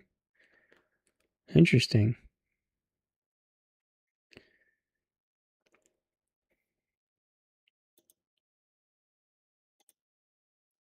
Flying to Mars, where our hearts are free. I guess Mars doesn't have red light. It just has red rocks. That'd be funny if Mars had red light.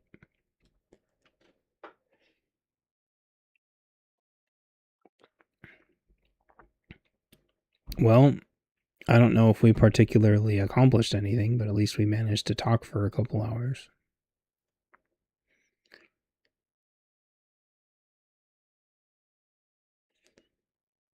Just watching my new cameras while I'm talking to you guys. Trying to get used to my cameras picking up new stuff. Stuff I'm not used to seeing out there. And it's also nice that it's like pitch black outside, so like this is like a real test of the cameras. I'm not, testing my cameras with a full moon, which doesn't do anybody any good.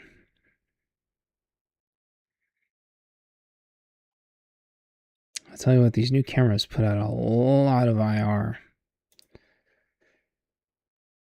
These things are like IR floodlights. Oh, kefir, goat, milk, ginger. Oh, kefir, goat milk, ginger. I barely take supplements. GABA rarely. Nicotinamide. Okay. I drink water. And try to take a couple vitamins if I remember. You have like one beer every 3 weeks. I've never drinking alcohol in my whole life. Not counting cold medicine. Cold medicine doesn't count. There's one thing that keeps flickering out there that's like super weird. I think it's just one of my lights going in and out.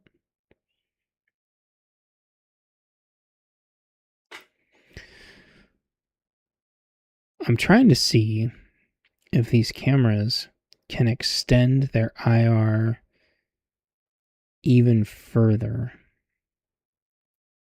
But I think I have actually hit the limit of how far the IR goes.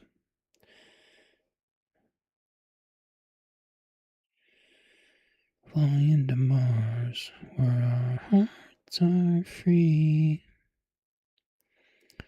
Spotlight. No.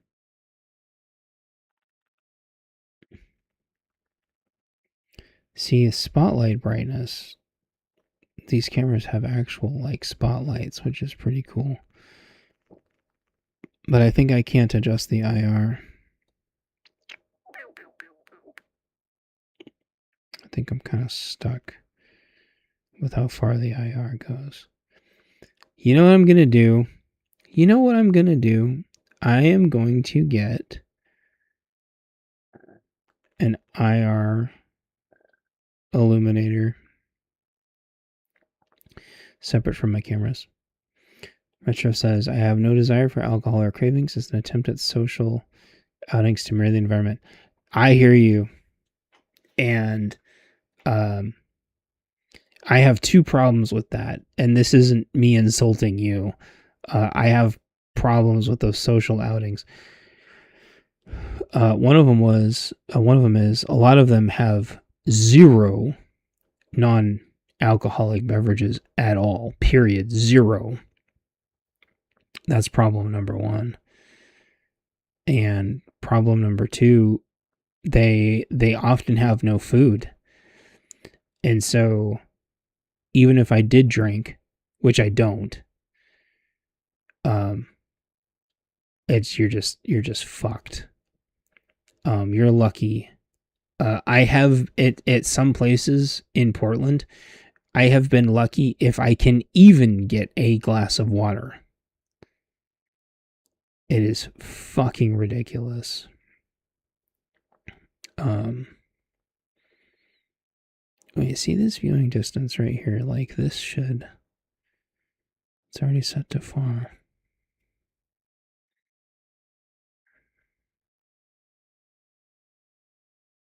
Yeah, I can't. Which is funny because that... I wonder if I can... Whoops. I wonder if I can use the IR illuminators from the other cameras to extend the IR range. Or if it just can't pick up IR that far.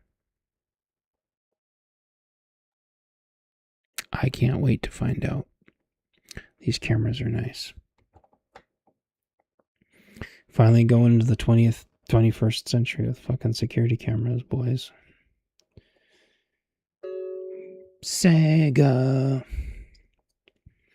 I can't stand drunk people, period. I can't stand the way drunk people laugh. I can't stand how fucking retarded they get. They think everything's fucking funny. And they don't realize, I think most of all, that people who are just drunk off their ass, stupid levels of drunk, only exist because everybody tolerates them. And it's just stupid. It's like people that are high. It's like Why are you high? Now everybody else has to fucking put up with you. People think mushrooms are so funny. Why? Now everyone's got to put up with you. It's so fucking stupid. And LSD and Angel Dust, PCP, like whatever, all those Molly. Or what's the new one that people do? All their different fucking out-of-body experience bullshit. It just means other people have to fucking babysit you now. You're a grown-ass adult, and you're fucking blackout drunk. And now I have to babysit your ass. And by the way, I'm not getting paid for it. Fuck off. Shit drives me insane. It's one of the most stupid social things there are. Have you ever tried Meldonium? Helped me heal when I tore my delta and got the Russian. No, I've never done any drugs or street drugs.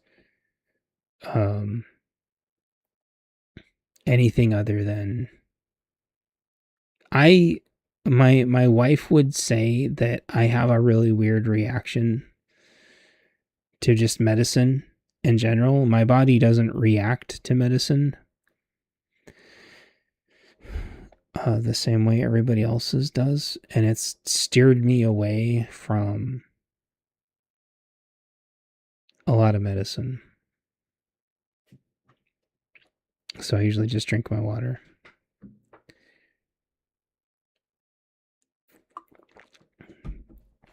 I do like fasting, though. It's a supplement from Lavia. Hell yeah. Dr. Doom. Dr. Doom is making his Meldonium. Sounds like something Dr. Doom would do. Make a new drug. Does Canada sell it? I'll go look it up. Meldonium. It does sound like a metal. Like a rare earth metal or something. Like adamantium. Cardiovascular drug used to protect tissues from ischemic damage. Now banned in competitive sports due to its potential performance performance enhancing. Meldonium, also known by the trade name Mildronate, is a pharmaceutical developed in 1970 by Ivars Calvins at the Latvian Institute of Organic Synthesis and is manufactured in the Latvian labs. Primarily prescribed in Eastern Europe and Central Asia for cardiovascular, neurological, and metabolic conditions, including angina, heart failure, coronary artery disease, and cerebrovascular disorders. It's available in oral capsules. Meldonium functions as a metabolic modulator. It inhibits the enzyme gamma beta-robitine deoxy. Shit, I can't be a doctor. Deoxygenase.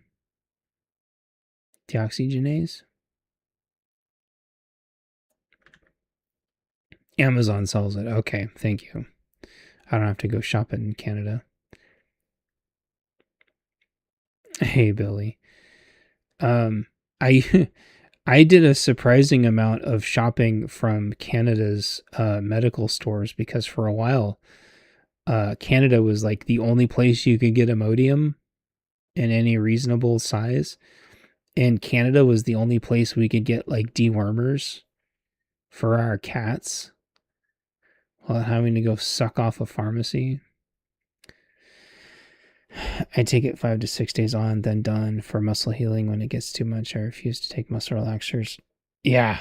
Oh, I hear you, dude. Tylenol fucks me up. Ibuprofen fucks me up really bad.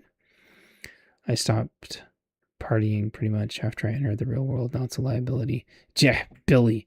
Yeah, there's bad guys that'll just ambush you outside the bars because they know everybody's disarmed. Or they'll spike your drink. Clinically, Meldonium is used to treat heart-related conditions. Yeah, we talked about that. Used in sports and controversy. Meldonium gained international attention when athletes, including Maria Sharapova, tested positive for it after it was added to the World Anti-Doping Agency ban list in 2016. Athletes reportedly used it to increase endurance by shifting energy metabolism from fatty acids to glucose, reduce fatigue, and speed up recovery. Boy, I could sure use a fatigue reduction. Potentially enhance cognitive function during competitions. Despite these claims, robust scientific evidence supports meldonium as a performance enhancer is limited and its use in sports is prohibited. Side effects and safety. Meldonium is generally well tolerated. Common side effects include mild headaches, nausea, and occasional skin reactions. Serious adverse events are rare, and long-term safety data beyond 5 years are limited, prompting caution for off-label use. Prescription only, banned in competitive sports. Part of the problem here too, I'll go check it out on Amazon. Part of the problem here too, Retro, at least where I'm at, getting doctors to prescribe you anything is fucking impossible. It started with, you'd get like a tooth removed and they wouldn't give you any painkillers. Oh, I don't see meldonium. I see about 1 million other things that it brings up. It brings up melatonin. Fucking stupid.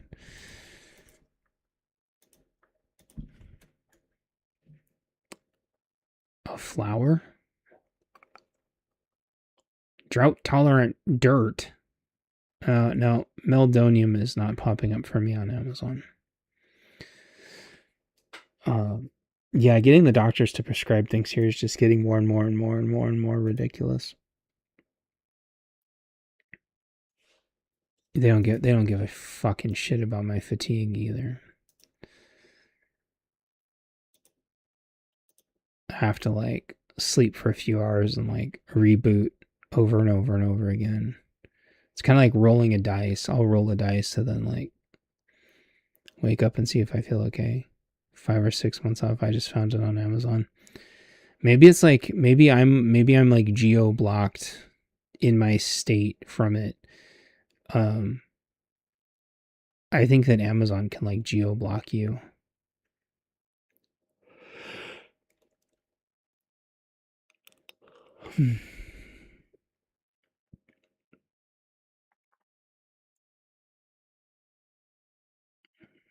It's honestly kind of insane that we still need doctors to prescribe us medicine when they're going to the same computer programs that we are.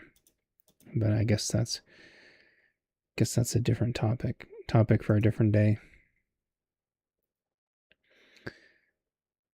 I'll check for it a few more times to see if it pops up, but no, I checked a couple of different ways and didn't see any meldonium.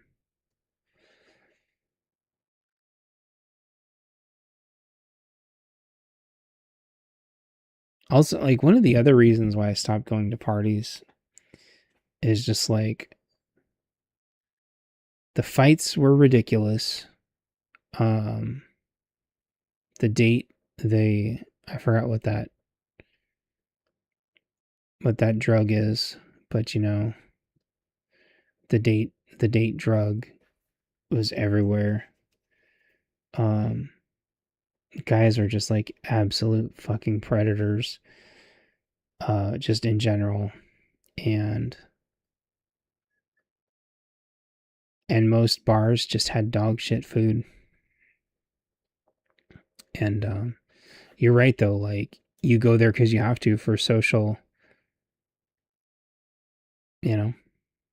but there's so many people there with ulterior motives. So I usually go and make an appearance and get the fuck out before everybody gets shit-faced. But I've worked at places where going out to the bars until 10, 11 p.m. after working a full shift was damn near required. And it's stupid too because I went to those things and I still got let go anyway. Even though I went to their fucking happy hours all night long. Shit, I'm never gonna forget that. They just outlawed it on Amazon. Okay. Well, good. At least we're not going insane then. For whom the bell tolls, time marches on. Well, exactly. They don't want us to be able to heal. They want us stuck on Tylenol and ibuprofen. They both fuck me up really bad, honestly. Muscle relaxers don't work for me at all. And muscle relaxers like fuck my heart up. And most of the painkillers don't do anything for me either. Oh, no shit. That's fucking retarded. That's retarded. Have to go to Canada to get some. Almost called it palladium. It's not palladium. Meldonium. They missed it for over 5 years. They just don't want people to get better. Like they want us all. This isn't even a conspiracy. They want us all to be in a haze. They want us all to be stoned out of our gourds. Right? They want us to be weak and malnourished and lethargic. And you go to the doctor and you tell them you're lethargic and they don't give a fuck at all. They go get a CPAP machine. What? I'm pretty sure this is not. No, this is your sleep. It's like my sleep may be being disrupted by the cat, but like, let's stop blaming everything on my sleep, please. Anyway. You're allergic to opiates? Dude, there's Vicodin and Percocet. I think I'm like crazy allergic to Vicodin. But like I can do Percocet. But good luck getting anybody to prescribe Percocet. It's fucking ridiculous. So fucking stupid.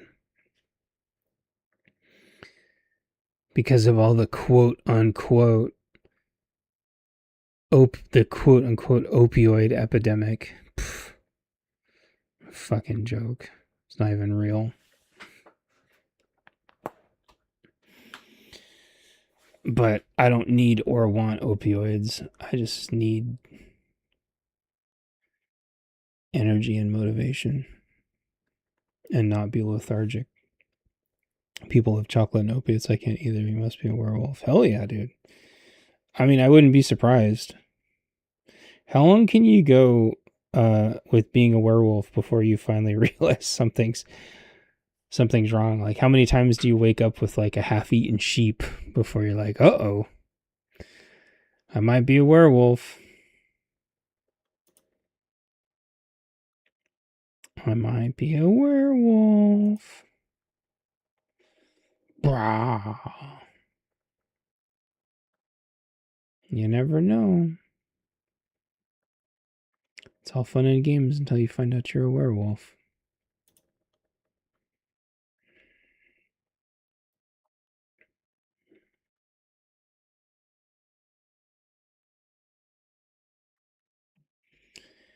Well, I'm starting to lose my voice, and tomorrow's Juneteenth, where we need to celebrate the slaves being freed from Texaco. So I know everybody in chat. Red meat on a full moon is a thing. Hell yeah. I know everyone in chat has their Juneteenth celebrations planned. So I just want to wish you all a happy Juneteenth tomorrow, and celebrating all of the slaves being freed from Texas or something. So if you're gonna be out there at your Juneteenth protests, wearing your Juneteenth hats and your Juneteenth t-shirts. I wish you all a happy, safe Juneteenth. Don't forget it's a holiday for a lot of people, so I don't think we're getting mail tomorrow. And be happy and safe, and keep your drinks covered at your Juneteenth parties. And get some hot Juneteenth poontang or whatever it is. I'm being sarcastic, by the way. That was all sarcasm. No, what's the word? I can't think of the right word. That's a good question, Billy Jack. You should look into that. I forgot about that, but I think a lot of people do. Actually, I think a lot of people have tomorrow off, but yeah, take care, Retro, and I look forward to your future videos. And I look forward to someday working at Space Force with you. Hopefully, that'd be fun to work at Space Force together. And yeah. Billy, have a good night.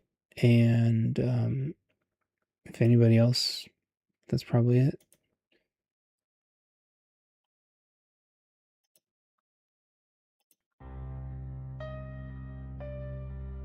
Static hiss. Radio frequency sweep. Is anyone out there? Distant heartbeat. Kick. 60 kilometers through the wasteland zone. Split phase voltage 2040 alone. Garden robot dying in the radiation sand. Jumpstart the batteries, extend your hand. Beep boop, beep boop. 25%. Beep boop, the ballroom's dry. Oh, Food storage falling. Water. that's right. Thanks for... Okay, you're in luck. You're in luck, Billy Jack, because I had gone brain dead full fucking retard. And I had to reread your comment over and over and over and over. And then something else you... Look, I'm gonna be honest. I'm not a very smart person. Like, sometimes it takes 3, 4, or 5 times for me to wake up. Because I can be a knucklehead. So, as soon as I realized what you were trying to tell me, the book that you were reading, Contrived Jeopardy, is not story number 5. I'm an idiot. So I only ever put up the first 4 because I didn't think anybody was going to ever listen to them again. Chapter 1. Waking up. So what I did was, let me figure out how to send this to you. Hopefully Rants. this works. Let me double check. Yeah, there we go. So what I'm going to be doing is I'll upload some more into that playlist so you don't have to look anywhere. So I uploaded one last night or this morning, depending on what time zone you're in. So the real chapter 5, story number 5, whatever, story number 5. The real story number 5 is up. Now I know why you were so confused and why it seemed like you and I were talking different languages. I felt really stupid after I realized it. So, that's the real number 5.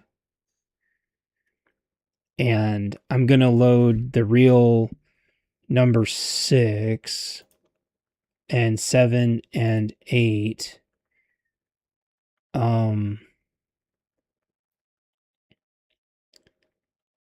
I think I have through between 14, and 15 narrated. Narrating 15 was a giant bitch, and then I think I deleted it because I wanted people to just buy it. And I was really unhappy with the quality of my narrations, if I'm being honest. But I'm rambling. All that is to say, I have narrated through, I think, at least 14, but I need to combine them. So, but you can listen to number 5 now. Now you know what the fuck I'm talking about. Now you know why nothing I was saying was making any sense. I was talking about a completely different story. You weren't reading number 5. You were reading a short story that I did way later. That's not number 5. That was just that was a bad communication on my part. So thanks for reminding me before I go to bed, because those take a while to render. I'll render a few more.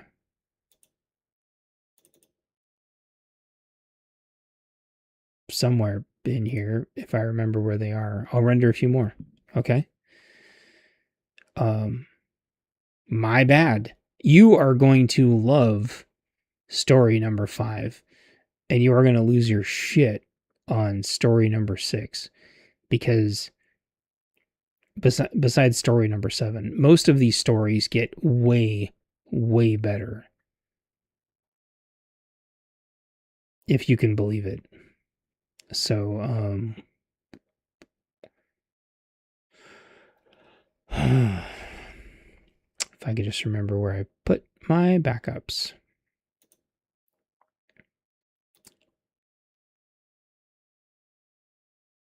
Yeah. I don't think I'm going to narrate after 14 though, because I think I was going to like re-narrate 15 or some damn thing. But you got to realize the difference between 14 and 15. 15 is like 3 times bigger. It's like a 8 to 10 hour video. It would be like an 8 to 10 hour video or something. 15, 16, and 17 are humongous books.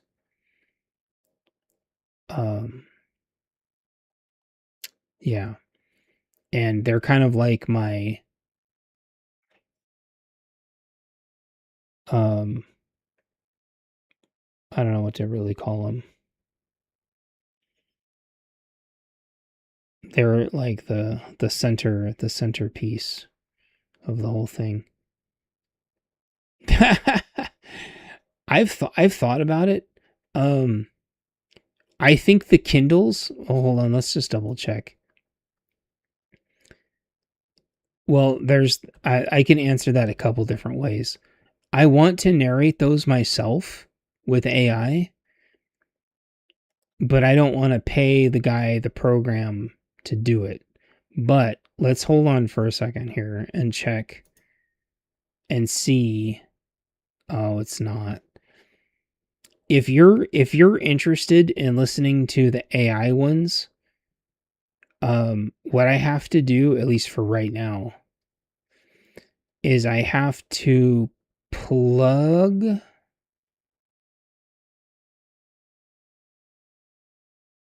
them into Amazon's AI. And then you can listen to them with Amazon's AI.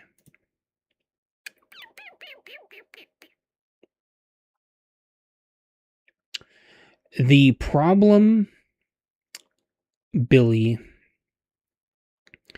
is not that my computer can't render it. I have a pretty decent computer.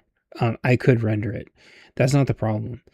The problem is there is only one AI that I know of that can train it off my voice to where I would enunciate, to where the AI me would enunciate it properly, because my books are like enunciated based on how I talk. So that's the problem, and I don't want to pay the guy for his software, because I want to test it first to see if it's even going to work. I'm sick and tired of making everybody else fucking rich.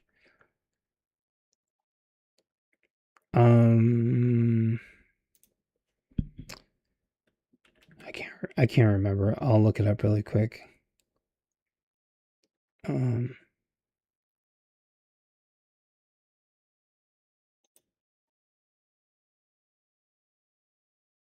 Yikes.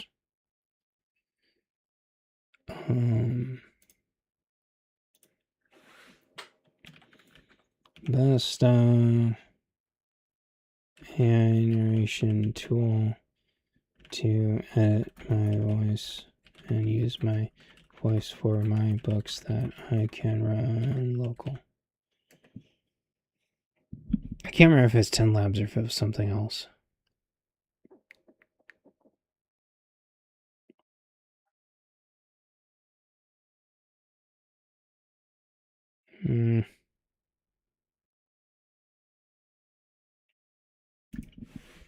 Which one was the one made by one guy and it's on like his Patreon or something?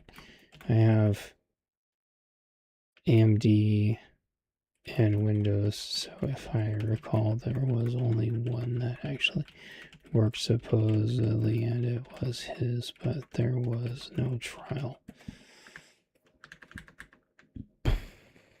No, I don't want to use an open source one. I don't want to fucking half-ass it. The problem is I always like have to just half-ass shit. I always have to like do like the bare minimum. Like I never go all in on making something actually fucking awesome. Right? I want to make something actually awesome. I already know my books aren't that good. Right? And so I know, like, in a way, it's kind of only polishing a turd. But I had like a vision. I don't want to just shit this out. Like, I have a vision for it. And the vision would be like me having the AI me narrate these. That way I could actually put out the product that I want to put out. If I just wanted to have like shitty AI do it, Amazon already does that for free for me. I can with one button have Amazon AI my books. I'm in their beta thingy to where they can where I can do that. But almost nobody pays for that. And so therein lies the problem, right? It would be weeks and weeks and weeks and weeks of work for me to do this. And I would probably make zero from it. Do you see what I mean? Which is why I don't want to pay somebody. But I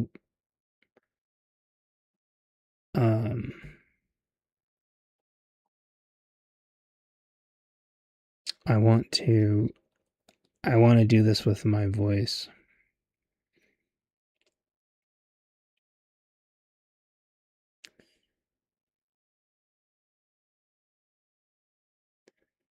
This was saying Eru 123, but that doesn't seem like the right one.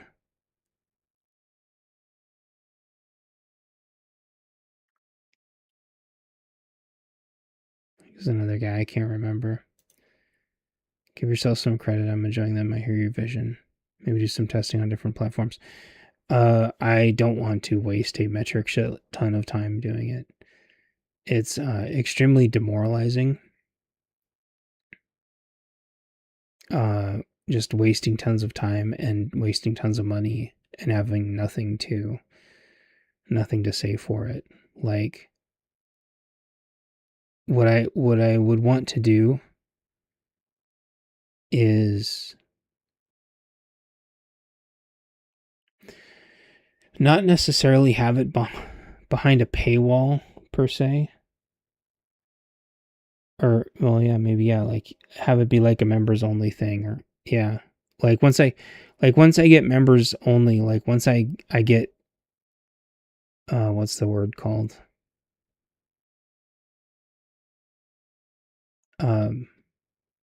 Affiliate again, or whatever.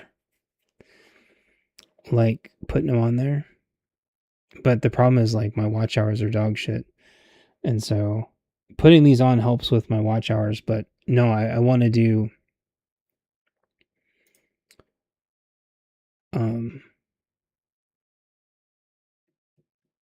maybe it was All Talk TTS.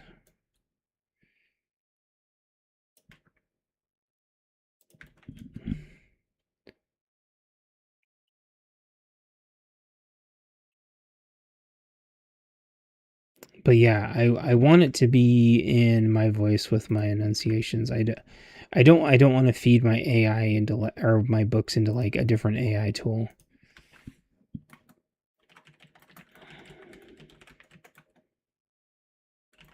Can't read. Because I've already wasted hours trying to set this up before, only for it to turn out that it was hallucinating its balls off and didn't work.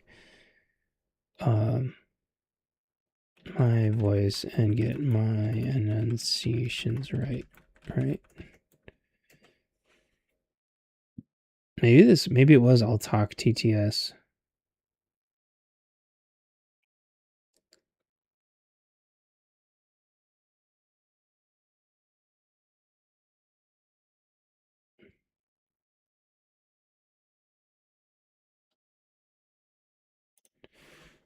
And how much does it cost? The last time I tried this, the AI hallucinated and I got it like 90% set up, but turns out I had to pay to get the one file I needed to get it to go.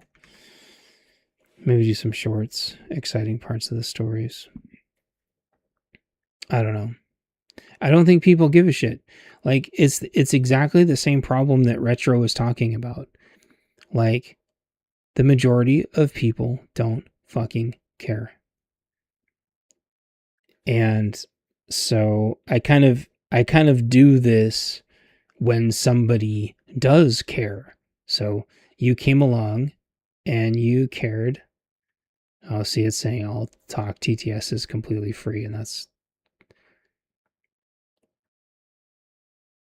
yeah, so, well, who knows? Maybe I'll Talk TTS will work. It's saying that it doesn't cost anything.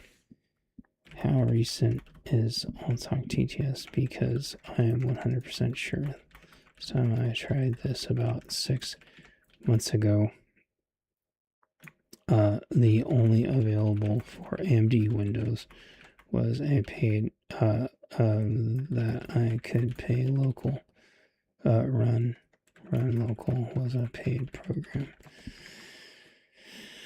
But I will upload at least through 8, or at least through like 14 if you keep listening to them. So 5 is there now.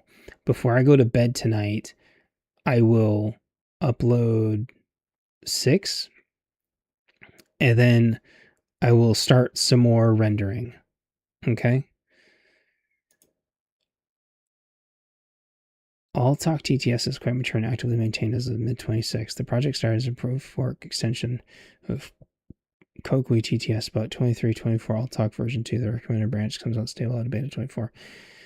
Most of why it might feel never different. V2 improvements, substantial stability, easy setup, scripts, multi-engine support, built-in documentation, narrator mode, batch generation, RVC integration. Many setup headaches from V1 have been reduced. The paid tool you encounter 6 months ago is like something else entirely. Blah blah blah blah blah blah blah blah blah. AMD Windows Reality Check. All Talk runs fun was AMD. Default CPU mode automatically full. GPU accelerations limit on Windows for AMD. There's no official Easy PyTorch. support. Many AMDs run successfully CPU phones for book narration, slower, but works generation speed depends on your specific recommendation. Since you have AMD Windows, want voice cloning for your books, trial talk V2 first free matches everything if CPU speed is too slow. Kokoro. Fuck.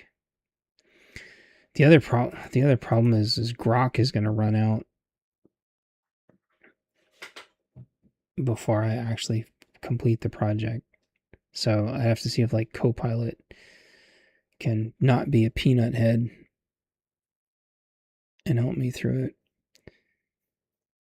It's actually kind of crazy. I guess this is just a observation. Like, shit is getting so technically complicated to set up these days on computers that if you don't want to spend 6 fucking hours doing it, you got to trust an AI to set it up, and you got to trust the AI is not going to hallucinate its balls off. Which is what happened the last time I tried to set this up. Maybe it was Kokoro. I can't remember. But no, I don't want to half-ass this. I want it, if I'm going to do this, I want it to be decent.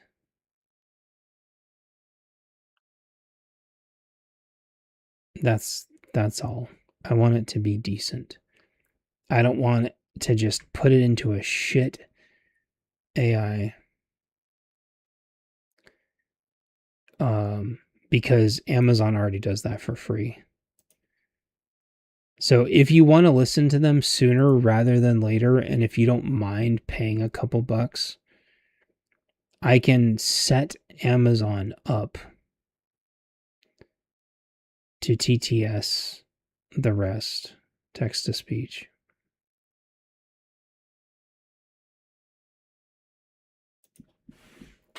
I just want to make 100% sure you aren't hallucinating your balls off, because the last time I did this, I shit you not, I got 90% of the way through on the only available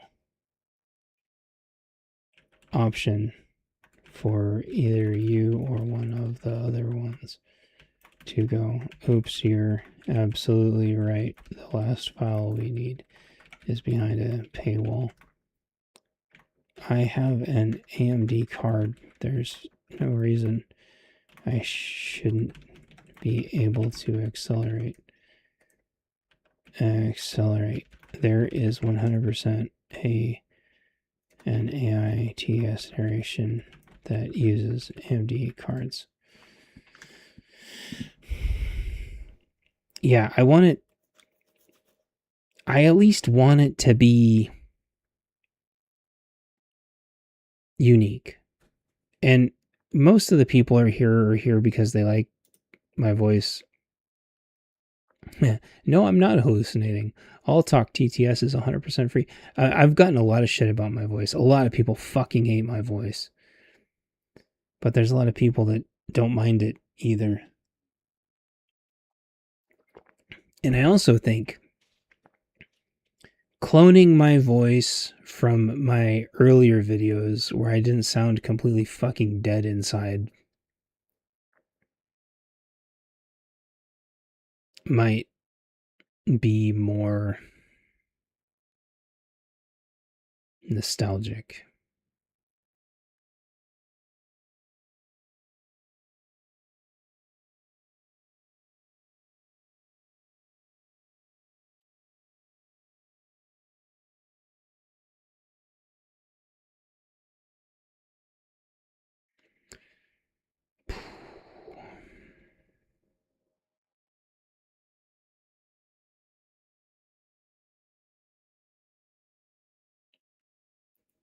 Well, Grok swears up and down that All Talk V2 will do it in CPU mode.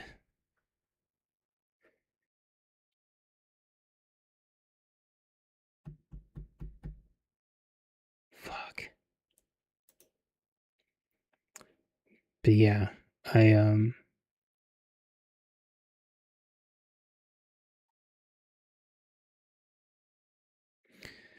yeah, get through a couple more, and we'll figure it out.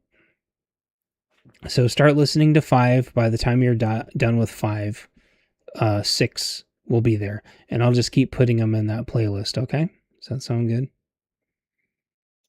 If I keep asking Grok about this, I'm gonna run out of Grok credits. They've massively trimmed back Grok's credits, so I'm gonna have to try to do this on Copilot. And yeah, I don't mind. I mean, I fucking hate Discord, but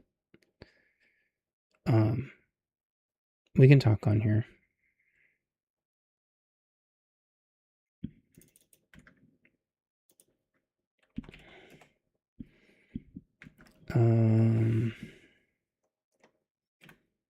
Windows computer, AMD, CPU and GPU. I'll see if Copilot can do it, and then at least then maybe worth just that. Yeah. No, if I can see, it's Copilot says a completely different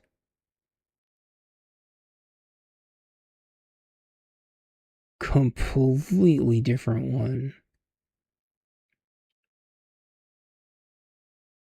Fish Audio, Kokui.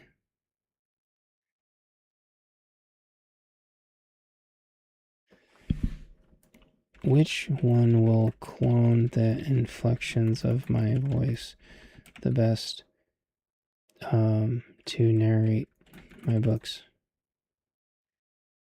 And GPU acceleration, because my books start to get longer and longer. Yeah, so listen to 5 and let me know. And I'll get 6 going here in just a few minutes. And so 6 will be uploaded by the time you're done with 5. Does that sound good? Fish Audio S2.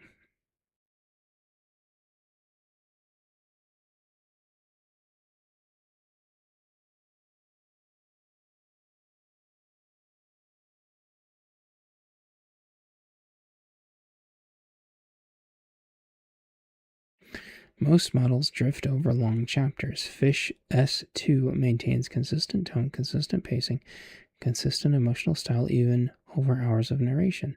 AMD GPU acceleration.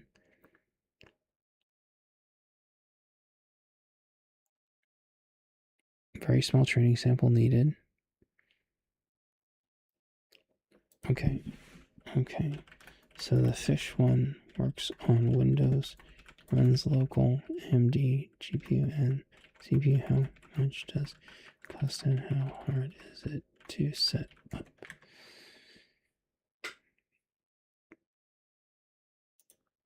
Here's the straight blah blah blah. Yes, Fish Audio works on Windows, costs $0. Does Fish Audio run on Windows plus AMD? Yes, Fish Audio runs on Windows using DirectML, which supports AMD GPUs. Also run CPU if you need. You can run it fully offline with your AMD GPU on Windows 10 or 11 without sending your voice to the cloud. Cost $0. Blah, blah, blah, blah, blah, blah, blah. How hard?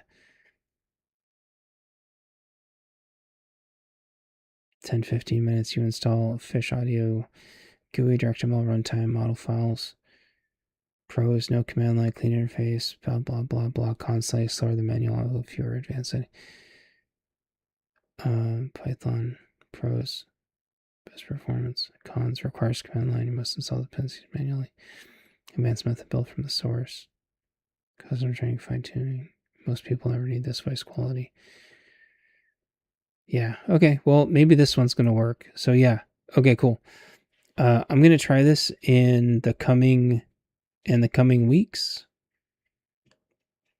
Because you're going to read them or listen. And if you're going to listen to them, then I'm going to work on it, and you can be my beta tester. So I'll tell you when I switch over to the AI, but it's going to take weeks and weeks and months. But we'll test it. You can be my beta tester.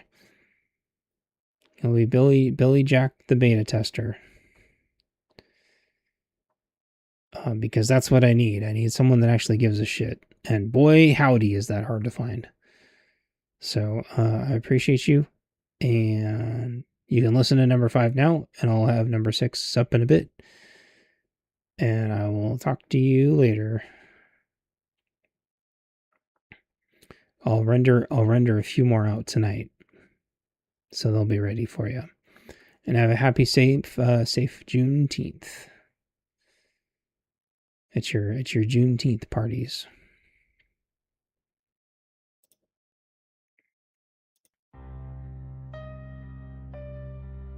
Static hiss.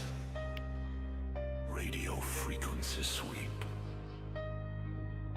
Is anyone out there? Distant heartbeat. Kick. 60 kilometers through the wasteland zone. Split face voltage 2040 alone. Garden robot dying in the radiation sand. Jumpstart the batteries, extend your hand. Beep boop, beep boop. 25%. People, the ballroom's dry. Food storage falling. Water tanks are leaking. In the bunker darkness, hope is what we're seeking. 100 scrap. Send the robot out. 60 units traveling without a doubt. Garden bunker calling through the frequency. I'll upgrade your systems, set your harvest free. Harvest the rooting scrap tonight. Judgment wash away the stress. Smells me through the night. The shining bright. Wooden angel, we'll survive again. Installing 20%, 20%, 46%, 89%. Harvesting claw engaged. Bucket systems operational.